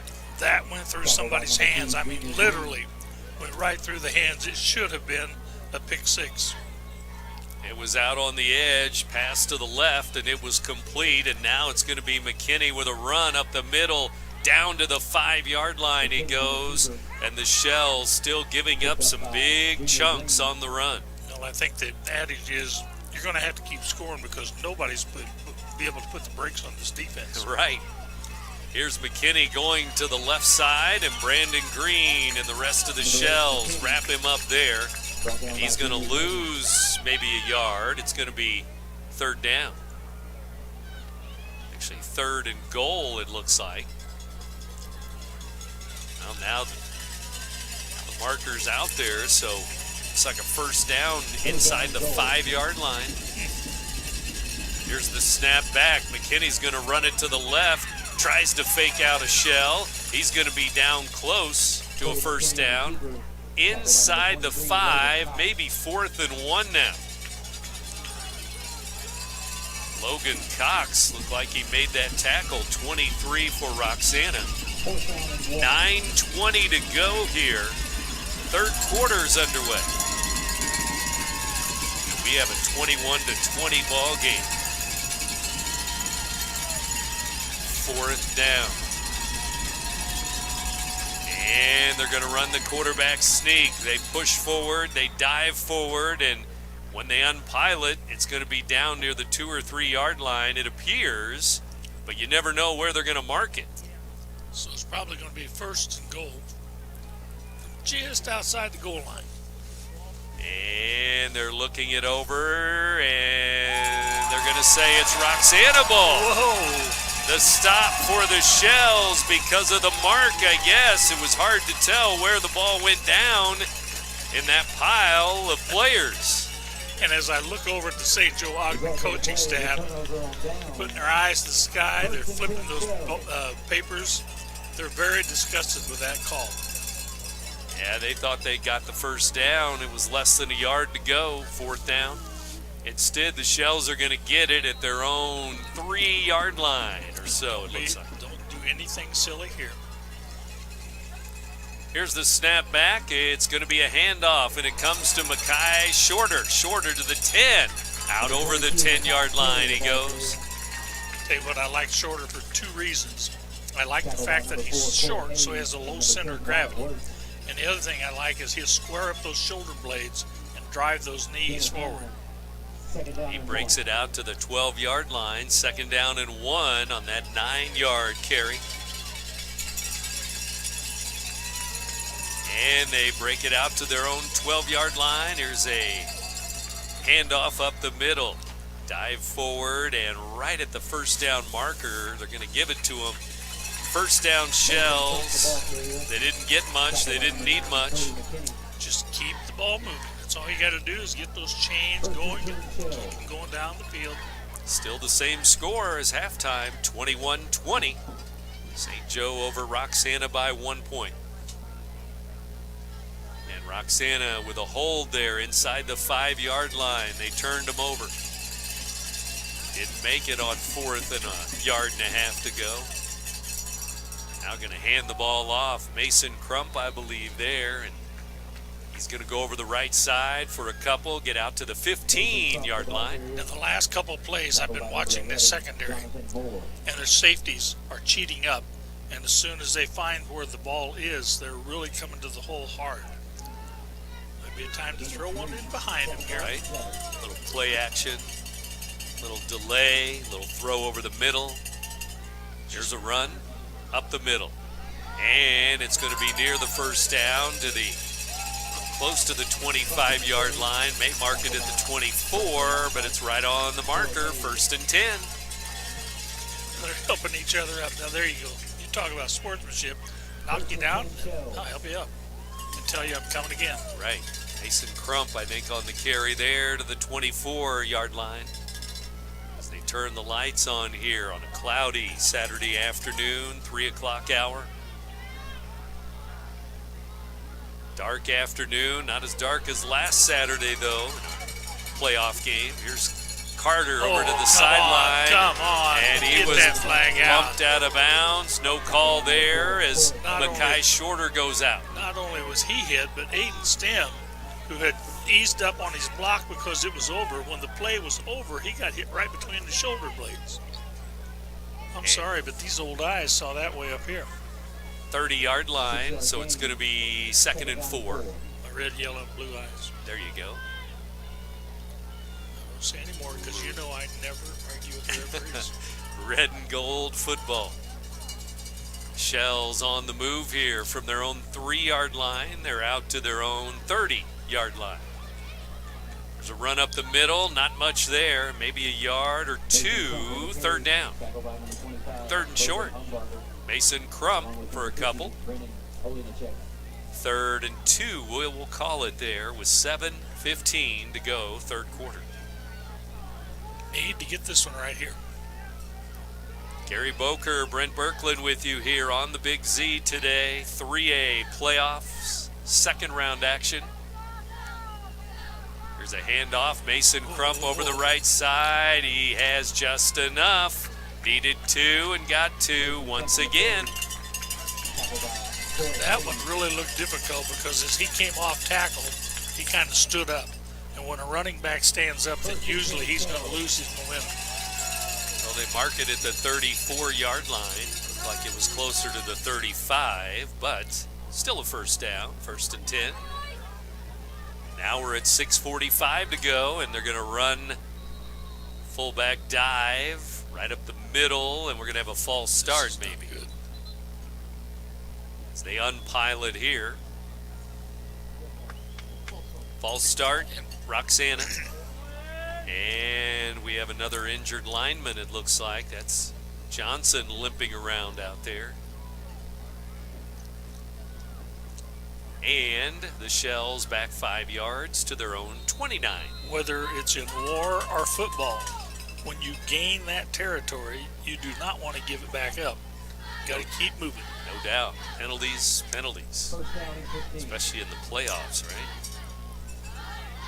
Further down the road you get, the more important they become. Snap back. Dugan's going to throw the football. He throws it to Stem, and he can't reach it. He got a hand on it, and Stem got bumped to the ground after the incompletion. And that official was standing right there and had it right in front of him. And you saw him hit him in the back and knock him out of bounds after the play was over.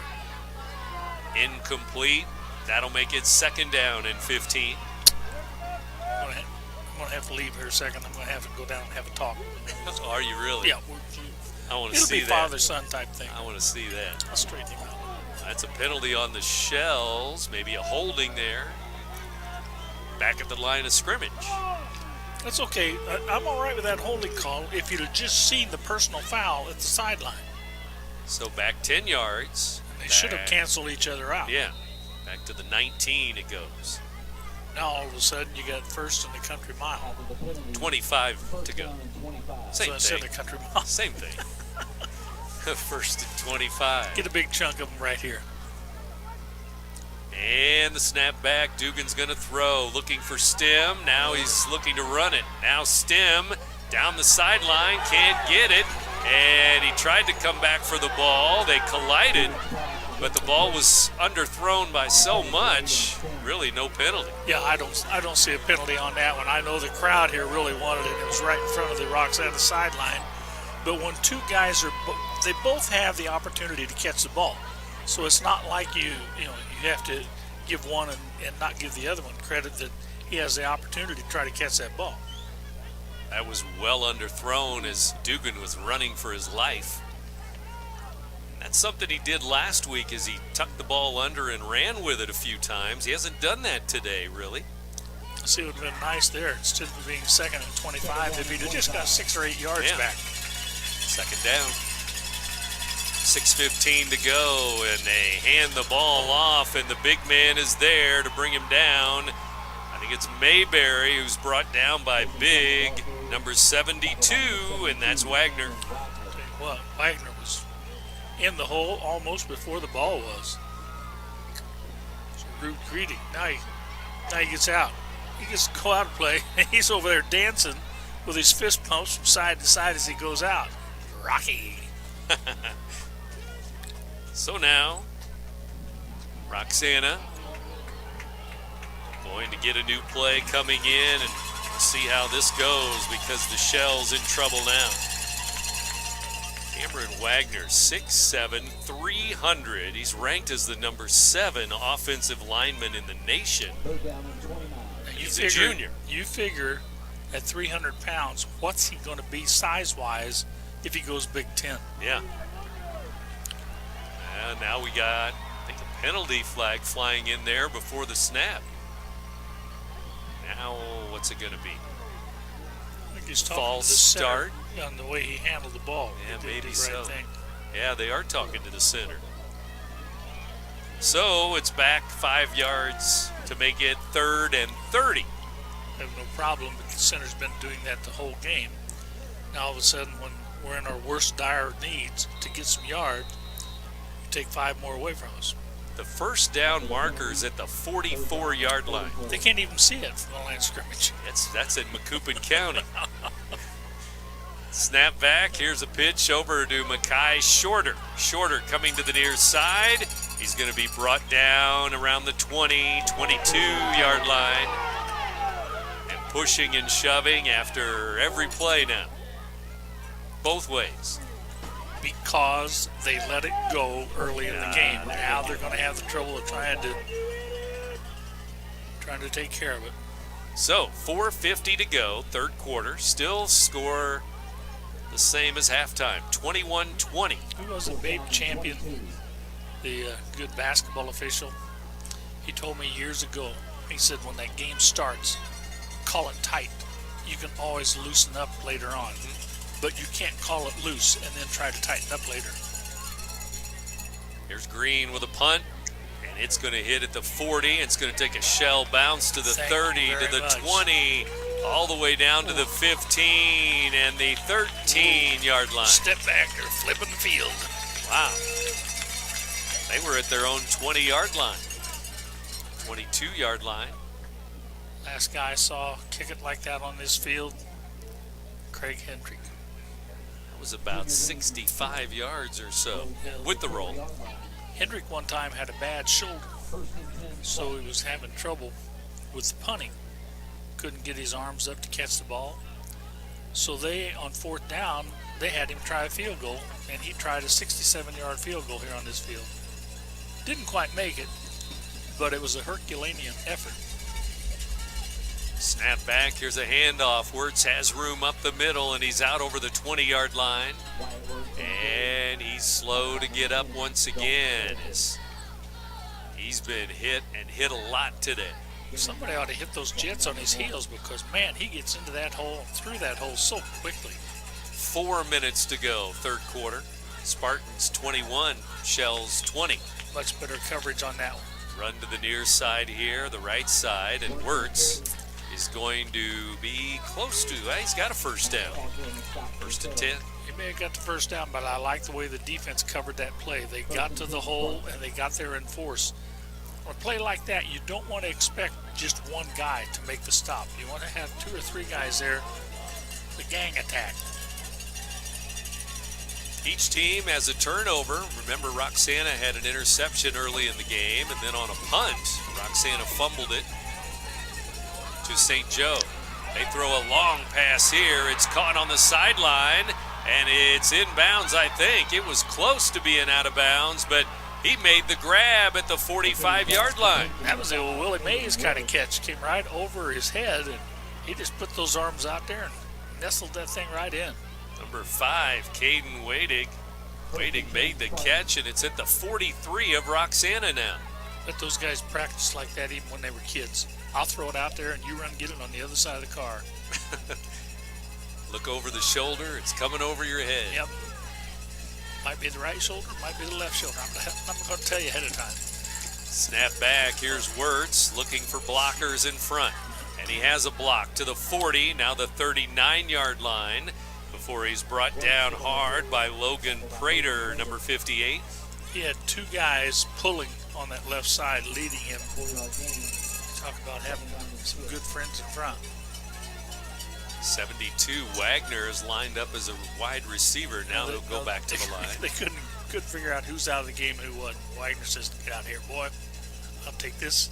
Snap back. They're going to throw it to the sideline. It's caught there, and it's a first down. Up the sideline they go to the red zone, to the 20-yard line. I think the official may have been looking at the catch more so than looking at that block, which I thought was in the back on the outside defender. Said they stepped out of bounds at about the 23-yard line. Not the red zone yet.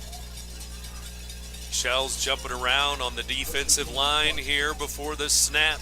But can I say it? They're knocking on the door. They are indeed. Here's Blackburn Kelly steps out of bounds. Tim Blackburn Kelly pass to him for about 6 yards.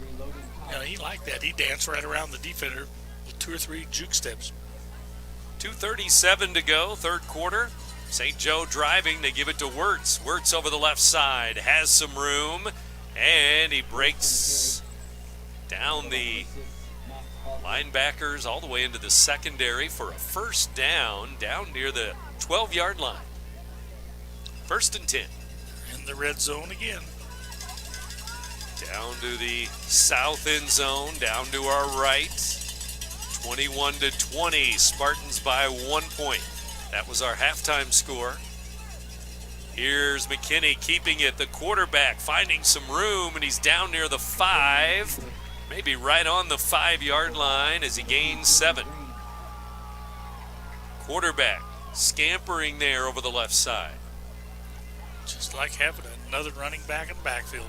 Cody McKinney. He's thrown for some TDs.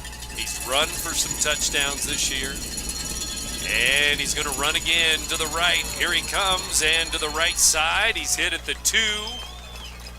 He has run in 15 scores this year, 15 rushing touchdowns. He's also thrown for about the same. And as you mentioned, they've had some tough games, some tough losses. So it wasn't like they had the cupcakes that he got them off of. So it is at the 2-yard line. It is first and goal now. Here's the snap back. McKinney is hit, and he can't make it back to the line of scrimmage. He's going to be at about the 4-yard line. A loss of a couple. Second and goal. 4-down territory. Yeah, they were here a couple of minutes ago, and on 4th and short, they didn't make it. Didn't get any points. Now they're back again. Down to our right, the south end zone. 1 minute to go, third quarter. 1-point game. Snap back, McKinney rolling left, now looking back to the right. Now he's in trouble. He scrambles into the end zone. Touchdown, Spartans. It was going to be a pass, but he made it a touchdown. It's nice to have that extra running back in the backfield, and that's what the quarterback is. But I'll tell you what, you talk about a guy who's got agility, got good size, and still is able to maneuver just like that. McKinney, the quarterback, scrambles for a touchdown, and he makes it 27-20. Now they'll try to make it an 8-point lead with an extra point.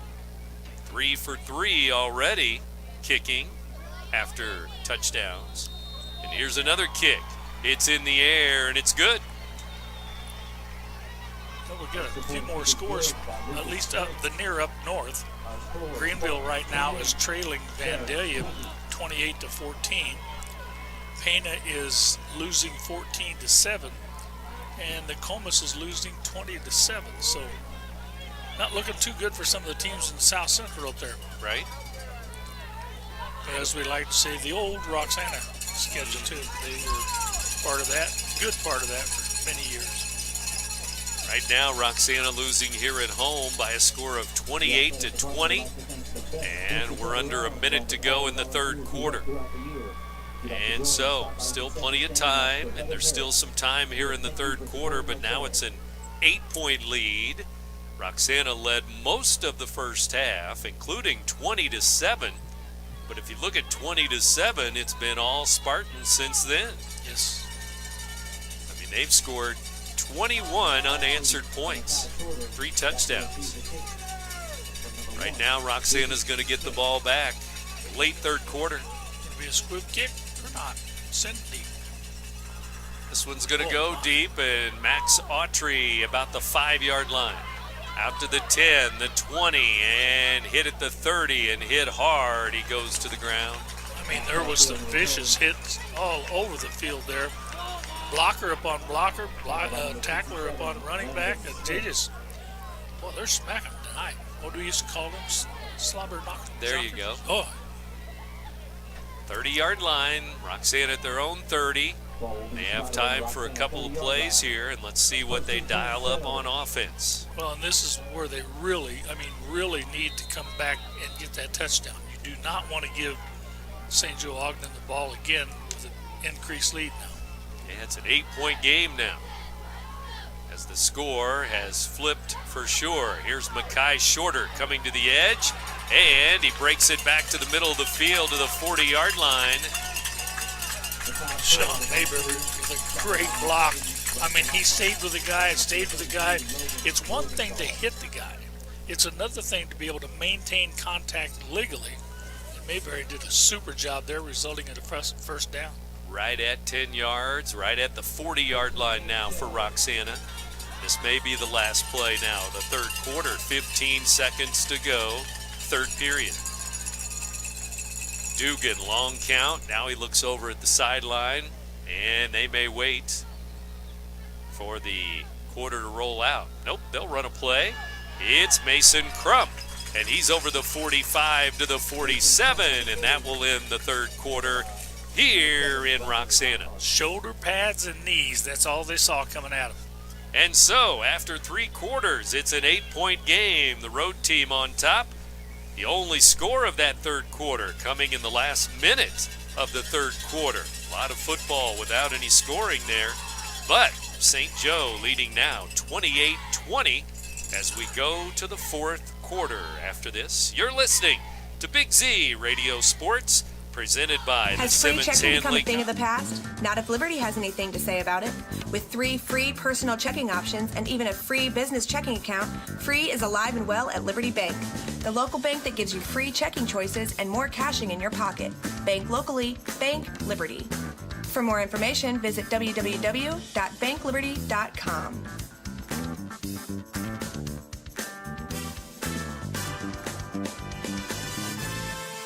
Macias Insurance Agency, providing quality products with extremely competitive prices. As an independent provider, we source multiple companies to offer the best rates possible. Covering auto, home, business, and life insurance, our goal is to provide quality service that meets and exceeds customer expectations. You can rest easy knowing the Macias team is working round the clock to ensure that both you and the most important parts of your life are covered. Our qualified professionals make the insurance process easy so you can live carefree and focus on what matters most. Visit MaciasInsuranceAgency.com today to find out what our team can do for you.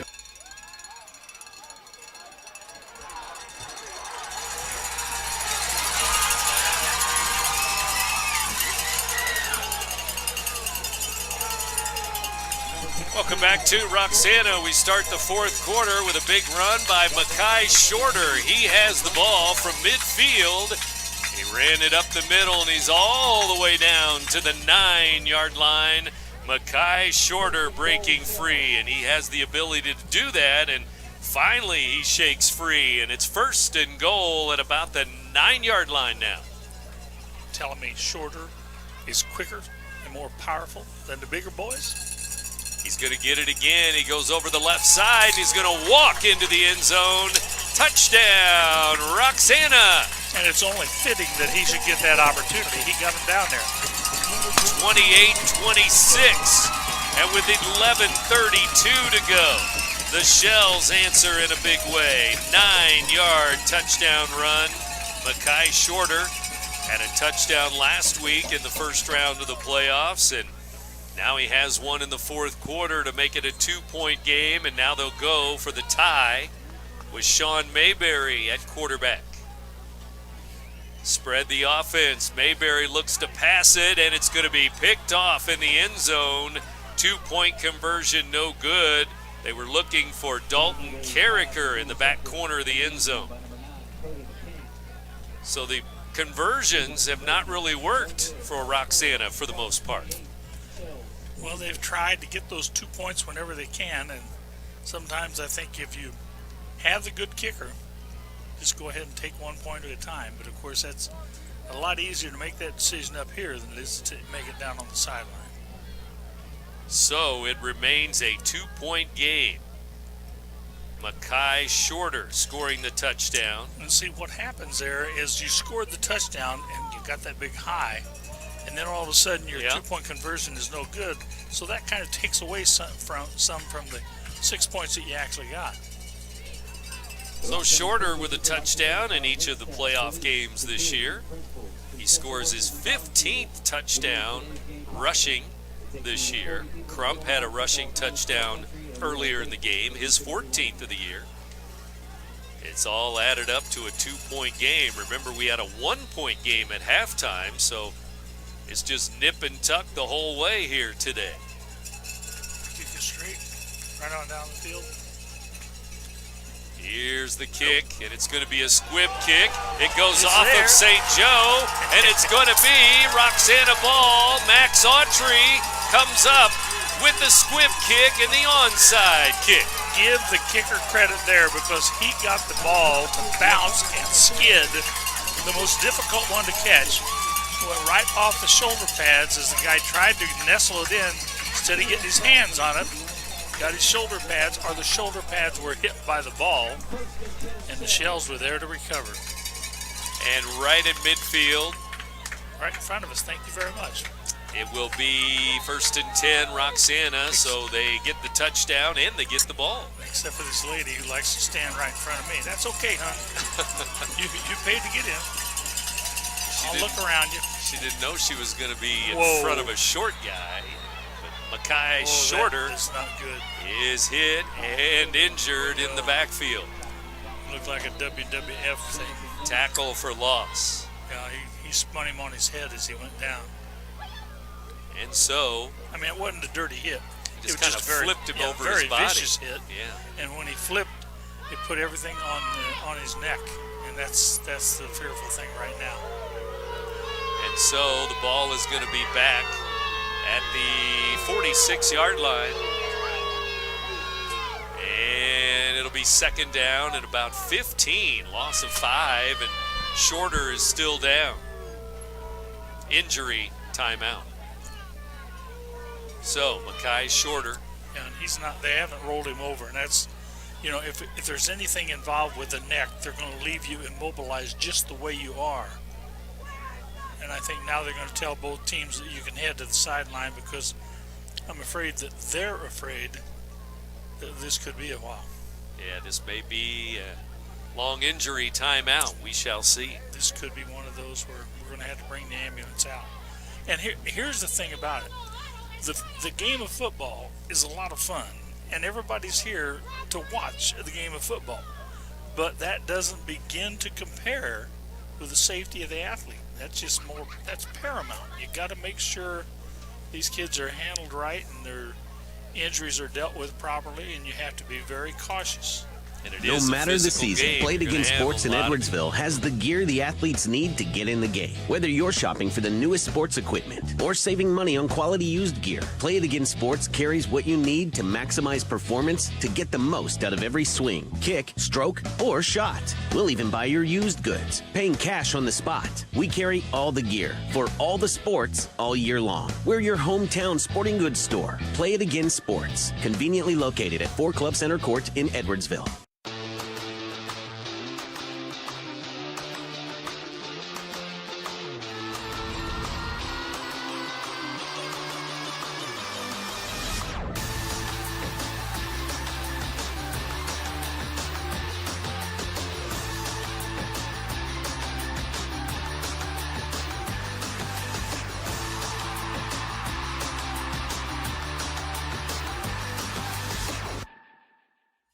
Not that serious. Here we go. Dugan under center. Roxana second and long. And they're going to throw it. Dugan looking over the middle. Has a man, Carricker. He makes the grab. Carricker has it. He's going to score. Touchdown, Roxana. It's 54 yards through the air. It was so wide open. He was turning around and actually clapping, asking for the ball, because he was so far behind the secondary. That's worked once, it's worked twice, it's worked 3 times. Thank goodness it's working for the Shells, because they come up with another touchdown. And wait a minute, did we just shift the momentum from that side of the field to this one? I think so. The new team has the lead on the scoreboard. Roxana 32. St. Joe 28. It's a 4-point lead. They'll try to make it a 6-point lead as they're going to go for 2 again. Sean Mayberry. And he will run to the right. Running. He's going to run out of room. He's going to get hit at the 5. And that's going to be it. He's down. And the 2-point conversion is no good again. I think I've heard you say that entirely too many times. Wow. They've lost the opportunities on those 2-point conversions. Now, as we said, that takes a little bit of the steam away from getting that touchdown, but this time you look up at the scoreboard and you say, we're on top. Well, each team has had leads in the game. This is just like 2 years ago, back and forth and back and forth, and that game was 48-47. Remember that? 32-28 right here, so it's still anybody's game. 4-point lead. Roxana on top, 4th quarter. 11 minutes to go, though. We have all kinds of time for more points. And probably more points are coming here. Let's see what the Shells do with this kickoff. They score back-to-back touchdowns. Late 3rd quarter, early 4th quarter. Go deep, and I want to kick it over to the other side, I think. They have their deep men. They're shifted all the way over to this side. Yeah, they're expecting a kick to the right. Keep it in the hole the other side. And that's exactly the kick is over to the left. And it's going to hit at the 10. It's going to roll out of bounds. That's where you'd like to have a sprinter over there as your as your flyer going down the sideline, because St. Joe Ogden just let that one go. They said, hey, we got plenty of time to let it roll out of bounds. Saw a kid from Staunton one time. He didn't realize on a kickoff when it went 10 yards, it could be recovered. Yeah. He did it twice in a row against Carlinville one night, and talked to the coach, Carlinville coach, afterwards. He said, I knew he would do that. He said, we scouted that, and I found that on the tape, that he didn't think to know what the difference was between a kickoff and a punt. Just let it go, then it's a free ball. Yep. 10 yards, it's anybody's ball. 35-yard line for St. Joe. They have it at their own 35, 1st and 10. Here we go. A 4-point game. Shells 32, Spartans 28. And Roxana's defense out on the field. Here's Wirtz on the run. And he's tripped up after a gain of just 1 over the right side. Autry there with the play. And not only was he tripped up, but as he went down, one of his own players piled on top of him. He said, hey, leave me alone, will you? Don't give me that help.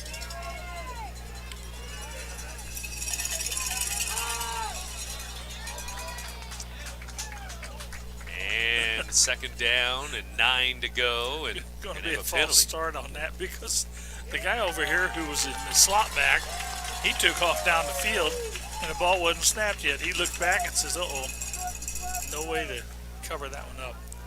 Vandalia 35-21, 4th quarter, leading by a couple of touchdowns now. See Vandalia a couple times this year. They are a powerhouse. 10-0, right? 10-0. 10:38 to go. Now it's 2nd down and 14. Back goes McKinney. He's in trouble, and he throws it, and it's caught on a screen to Wirtz.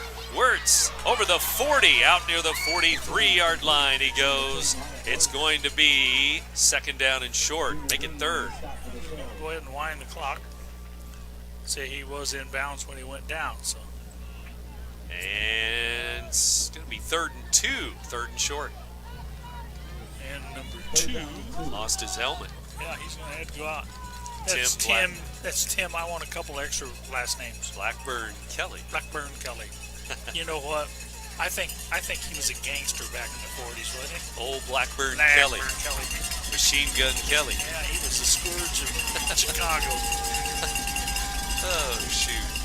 Here comes McKinney. He's going to run over the right side, and he's going to pick up maybe a yard before he is going to meet the turf. You know, he met Lyndon Teese. Teese says, you're going back, young man. Go back. Well, they're going to mark it no gain. 4th and about 2. From their own 43-yard line. Looks like they're going to go. Yeah, don't be doing that silly thing there where you fake us out and throw the password all over the defense here. Well, we'll see. You got everybody, you got 9 guys up within 5 yards playing man-to-man in the secondary, trying to move around on the front line. You notice there's nobody's down to the Shells in the front line. They're coming hard, hard. Here's the quarterback. He has a 1st down. He waited, good patience, waited for the blocks, and he picks up about 5. I don't know how he gets out there so quickly to make that turn. Here we go. McKinney gets him a 1st down near the 50-yard line. Their own 48. Gain of 5, 1st and 10 with 8:45 to go. This one's going down to the wire just like 2023, it looks like. Here's Wirtz over the right side and maybe to the line of scrimmage. 2nd down and long. Shells had that one smelled out from the very beginning. Good pursuit coming there on the inside from Zane Loesch. Get ready, guys. They're going to go quickly. Shells lead 32-28, 4-point game. Shells on defense. Snap back. McKinney, ball fake. He's got a man open. It's caught there right on the hit, but it was caught and held on to at the 25-yard line. Big hit by the defender, but Lane McKinney makes the catch. Yeah, perfectly run patterns. He did the deep post, and I mean, just as he made the turn, there was the ball. Now a run by Wirtz. He's going to lean forward and near the 20-yard line, maybe the 21-yard line on that run. This team's sure playing like a 9-0 team, aren't they? Yes. I mean, both teams think 7-3 against 6-4. Here comes another play on 2nd down and 6. And McKinney looks to the sideline and gets the play with 7:20 to go in the game. He's going to throw it, a fade pattern near the end zone, and it is caught. What a catch in the back corner of the end zone. It's a grab there. The defender was right there in his lap, but he still caught it. That was Logan Cox on the defense. And he couldn't have been any tighter with him. Stayed right with him step for step. Jumped up at the proper time. Somehow or another, the ball, I think, went between his fingers. Wow, what a catch. And what a throw. Caden Weidig, number 5, makes the grab. I think these guys, they like to practice getting to play with the passing game all the time. Makes practice go a lot quicker. So now 34-32, Spartans by 2, trying to go up by 3, and it is good. The extra point, good again. They're 5 for 5 kicking the extra points. What a play.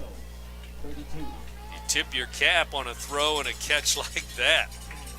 McKinney. And then you also have to figure in the offensive line gave him enough time to get that pass off, because that was one of those timing plays. You know, they always talk about how the Unitas boys and so forth would talk about it, and Mannings, and say, hey, it's all about the timing. Well, that was a perfectly timed play, perfect throw, perfect catch, perfect pattern, and perfect defense, really. Yeah, exactly. No doubt about it. And so now here we go. It turns back to a 3-point game the other way. A 3-point lead. Okay, now I don't go with the onside kick here. You know, kick it deep. We'll see if you can maybe even kick it out of the end zone, make them take it to 20. Well, I think, last count, I think I had Roxana at 1 for 4 in the 2-point conversion. So those becoming bigger and bigger in a 3-point game. Yes. 1 for 4. 2 points. You did get that 6 points. Yeah. And here's the kickoff, and it's going to go to the 10-yard line. It's going to be Max Autry again. Number 6, Autry, tripped up, 35-yard line. His own 35-yard line, 1st and 10. You got to like the way he runs. I mean, as soon as he caught that ball, his second step, he was at full speed. 4 o'clock hour as we continue on here. WBGZ, Alton. Here we go with the Shells on offense. You hate to see it keep sounding like a broken record, but the Shells need to come back and get the score here. You've got to match fire with fire. Both teams in the 30s, 35-32. Shorter is back in the game. Makai Shorter trying the edge. He's going to pick up a couple, but he is met there by some defenders right in front of the Spartans bench. He came from the right side. He came in motion. He ended up catching the ball, heading around the other end, ran about, 53 yards all the way across the field right, in order to get 3. Yep, 3-yard gain. This kind of sounds like me playing the lottery. East-west running there a little bit.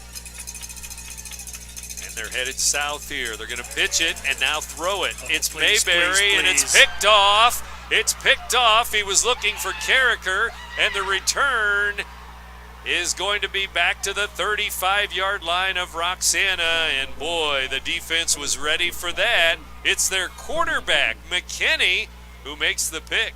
He says, I know about these passes because I throw them. And people sometimes make light of that, but when a quarterback is playing in the secondary on defense, he's got the eyes and mind of a quarterback as he's watching as a defender there.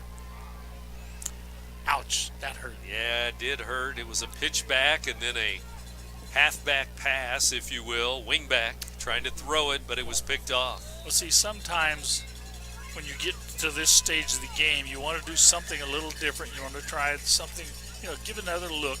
That's very understandable. Here's Wirtz following his blockers, and he's going to pick up 3 or so here on first down, and we're at 6:15 to go. Lots of time. We're in the fourth quarter, but Spartans with a 3-point lead. You don't want them to score on this possession. Yeah, they have the ball back. They give to Wirtz again. He's over the right side. He's down to the 25, maybe a first down, and he's inside to the 24-yard line. That's exactly what they're wanting to do, is just knock it off 5-8 yards at a time. No huddle, though, so they're really not killing a lot of time. Sometimes, though, when they go no huddle, those guys get out in the stance, the offensive linemen, and then they have to stay there while they look over the sideline. That's got to wear you out. McKinney, quarterback's going to run it. He's tripped up near the 15-yard line. It's going to be 3rd and short, maybe. And 2nd down and 3 to go. So the ball is in the red zone for St. Joe. They're down to the 16-yard line. Snap back. It's going to be the quarterback again. He waits and waits. He's hit at the 50-yard line or 15-yard line by Teese again. Well, as you say, a lot of times the running back likes to wait to let his blocks develop ahead of him. That time the blocks never developed. The defense developed ahead of him, and therefore it was a short game.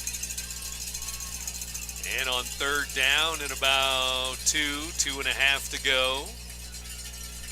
They get the play from the sideline and ready to go again. Cody McKinney, the quarterback.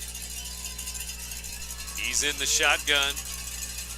He's ready to go. The snap back, they're going to give it to Wirtz. He has all kinds of room up the middle. Good blocking there. And they're down inside the 10, down close to the 5-yard line. Yeah, not only did he dance his way through the hole, but then when the hole closed down, he spun and actually was backing forward to pick up a few more yards.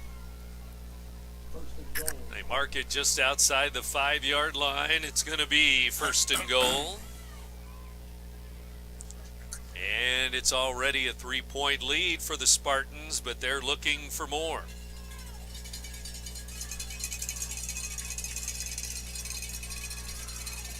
Here's the snap back, the handoff. It's going to go to Wirtz. He is hit at the 5, falls forward to about the 3-yard line.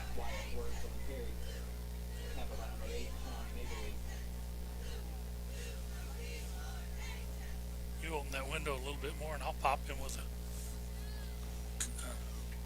soda can, get him to sit down. And I'll point at you and say you did it. Yes.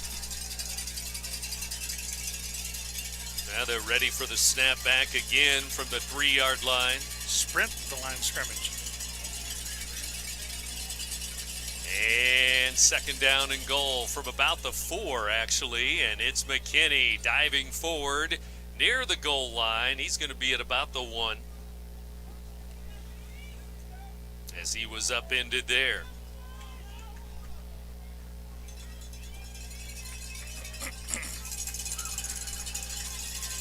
And they head back to the line of scrimmage. 3:10 to go.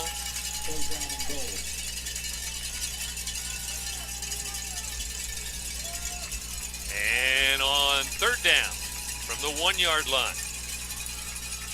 They're not in a hurry to snap the ball. They've got plenty of time. They don't want to leave Roxanna any time. There's a hit in the backfield, and it's Lyndon Teese. Teese looking for McKinney, and he found him there. And got him there. Now, one thing about being down this close, your secondary, if they decide to pass, you don't have as much territory back there to cover. So you can play your D-backs a little bit closer on the receivers. 2:27 to go in the game. 4th and goal from the 4-yard line, and they're going to use a timeout here, I would think. Maybe not. Well, I'm not so sure if I was Roxana, I might use the timeout earlier. Yeah, that's true. It's easy when you sit up here, isn't it? Further away from the game I get, the smarter I get. So it is going to be a timeout. They haven't pointed. Now they point to the offense. Timeout Spartans, 2:07 to go in the ball game. In a 35-32 ball game. Now see, if the Shells had used their timeout at the start, they could have saved maybe 20 seconds there. Yeah, that's a good point.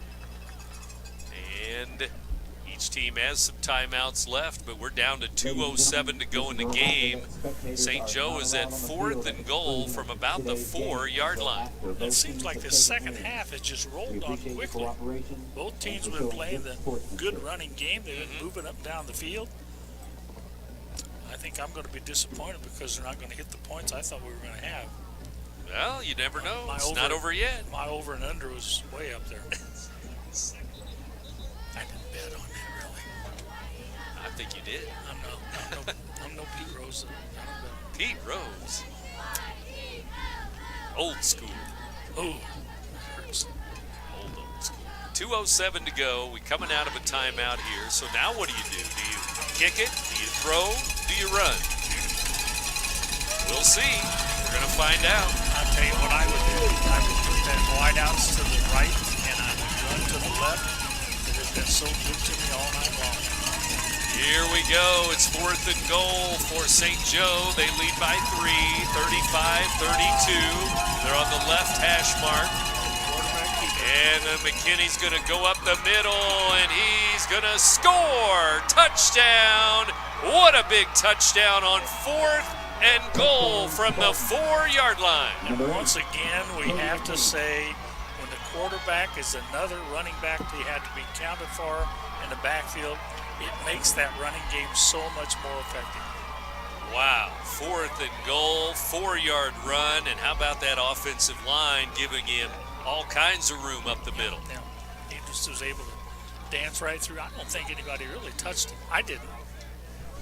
And here comes an extra point. They're going to try to tack on their 6th extra point. It's up, and it is good. And now we have a flag as one of the Shells players basically tackled the holder there trying to block the kick. That'll be assist on the kickoff, I'm sure. Yeah.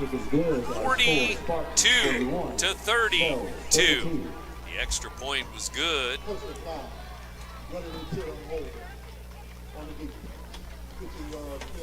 So it'll go on the defense. I think the extra point was good. They don't have it on the board yet, but it's the Spartans leading by 10. Well, what a revolting development this is. Well, it was right after the interception. What do? They turn it into points. And so, back the other way we go, back and forth ball game. Each team has had multiple leads in the game. And right now, it's a 10-point lead to St. Joe. I can hear Charlie reach now. When you got a team down, kick them. Yeah. You got to go at them, kick them. Then it's going to chew on that cigar a little more. I mean it, boys. You got to kick them. Mm-hmm. And that was Charlie Reach football. Oh, yeah. God, did we love that for years. No doubt about it. Used to go to a football clinic at Mizzou with the Roxana staff. And there's a lot of times late night, we didn't even go to the night sessions. We just stayed in Coach's bedroom and we talked football all night long. Here's a kick after the penalty, of course, and it's going to go into the end zone. It's going to go into the gym if it takes one more bounce. That's right.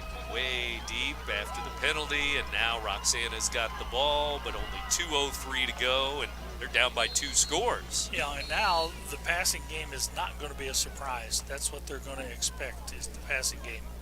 It's like the timeout is going to be called on the defense here before Roxana starts this possession. They're going to talk to the defense. Basically, he wants to make sure they are all on the same page. Don't let anybody get behind you. That's number one. Secondly, don't get caught with your eyes in the backfield. Know where you're a receiver that you're responsible for. Know where he is. Thirdly, got to pressure the quarterback so he doesn't have time to see what may be an open receiver anywhere. So now, I've just given you my digest of the defensive football for the last 2 minutes. Defensive coordinator Gary Boker. Well, you know the sad part about it? That's all I know. There you go. I've told you everything I know about defense. That's it. Took what, 30 seconds? So McKinney, their quarterback, has 2 rushing touchdowns, 2 passing touchdowns, and an interception in this game. Now you got 2 safeties that are going to be sitting 15 yards deep. Oh, only one. Now that can't be right. He can't leave the field of play now. Come on. Now we're ready to go, and here's the handoff. Mackay Shorter is going to leap into the air and jump over the line. And a pile of players there to the 25-yard line. Did a good job. I'll tell you what, the kid could be a high jumper on track. 2nd down and 6. Now they're going to pitch it to this side, and Mackay Shorter again up the sideline, and they tackle him, but tackle him out of bounds, and they'll call the penalty.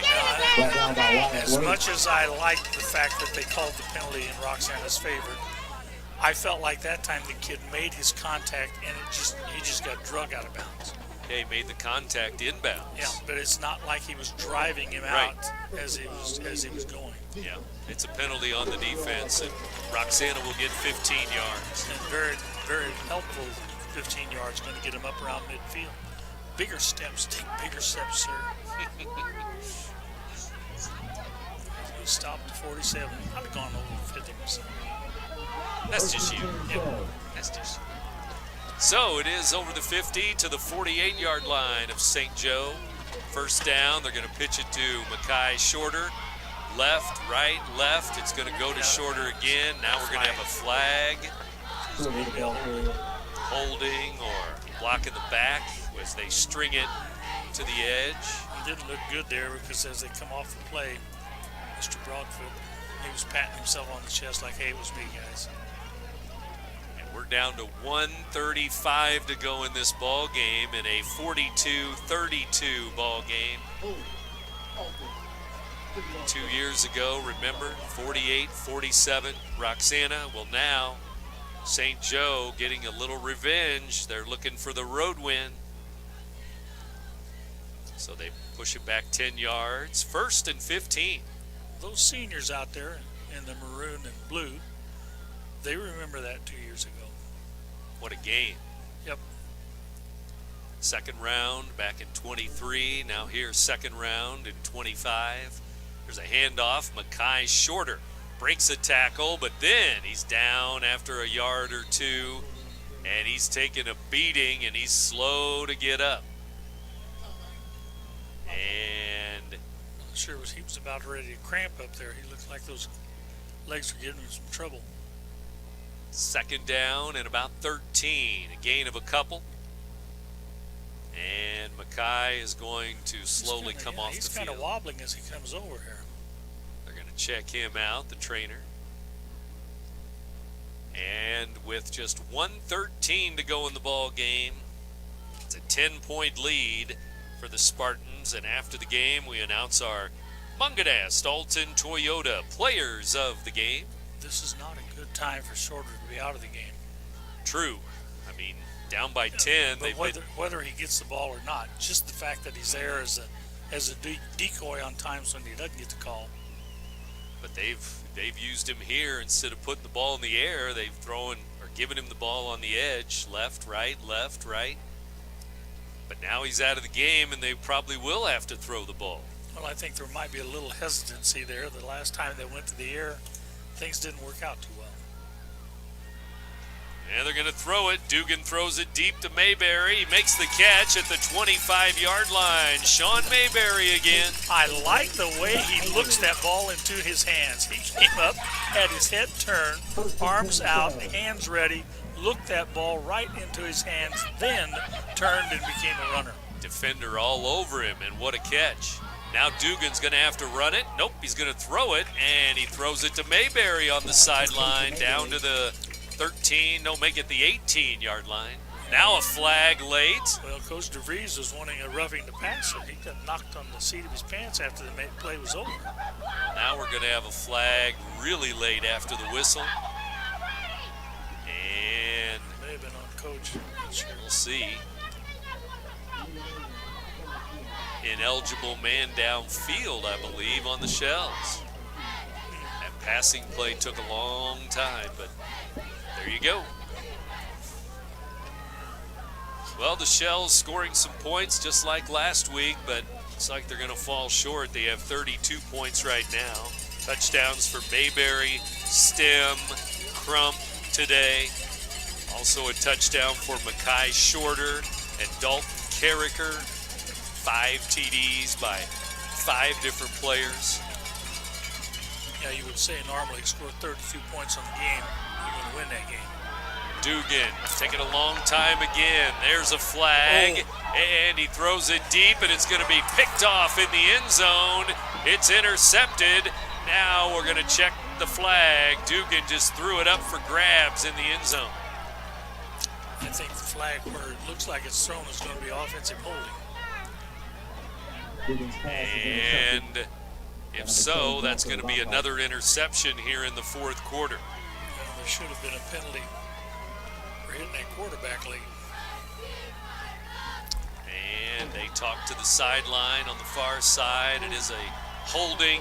Roxana, it's declined. It's St. Joe ball, and that's about it.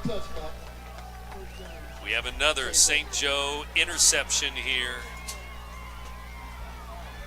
in the end zone this time. Well, those, as I said, those plays that worked in the first half, they went into the locker room at halftime and made some adjustments. And I'm telling you, they got right in those safeties' faces. They got right in those corners' faces, and they told them, you do not let anybody get behind you again. You let him get so far behind you, you couldn't catch him after he caught the ball.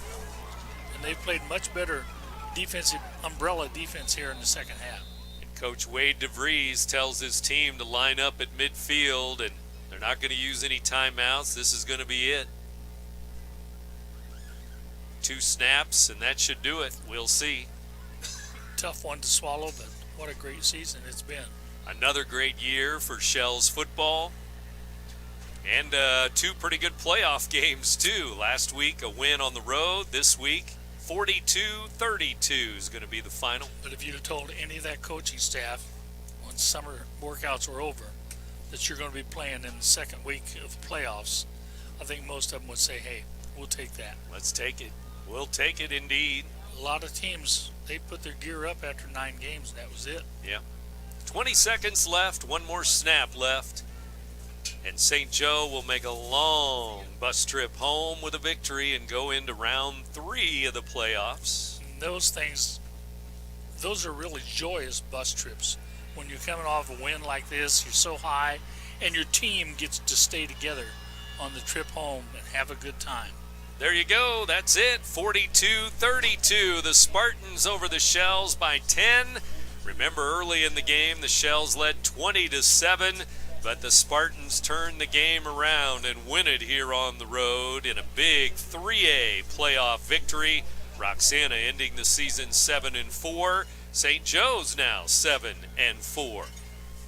Back to wrap it up in a moment. You're listening to Big Z Radio Sports, presented by the Simmons coverage is proudly brought to you by Landmark Realty in Godfrey and Jerseyville, Munganess Burkhardt, Alton Toyota, Barrett Heating and Cooling, Lewis and Clark Community College, Liberty Bank, bank locally, bank Liberty, Macias Insurance Agency, Nautilus Fitness Center, Play It Again Sports in Edwardsville, Tarrant and Harmon Real Estate and Auction Company, Marquette Catholic High School, and Roberts Motors.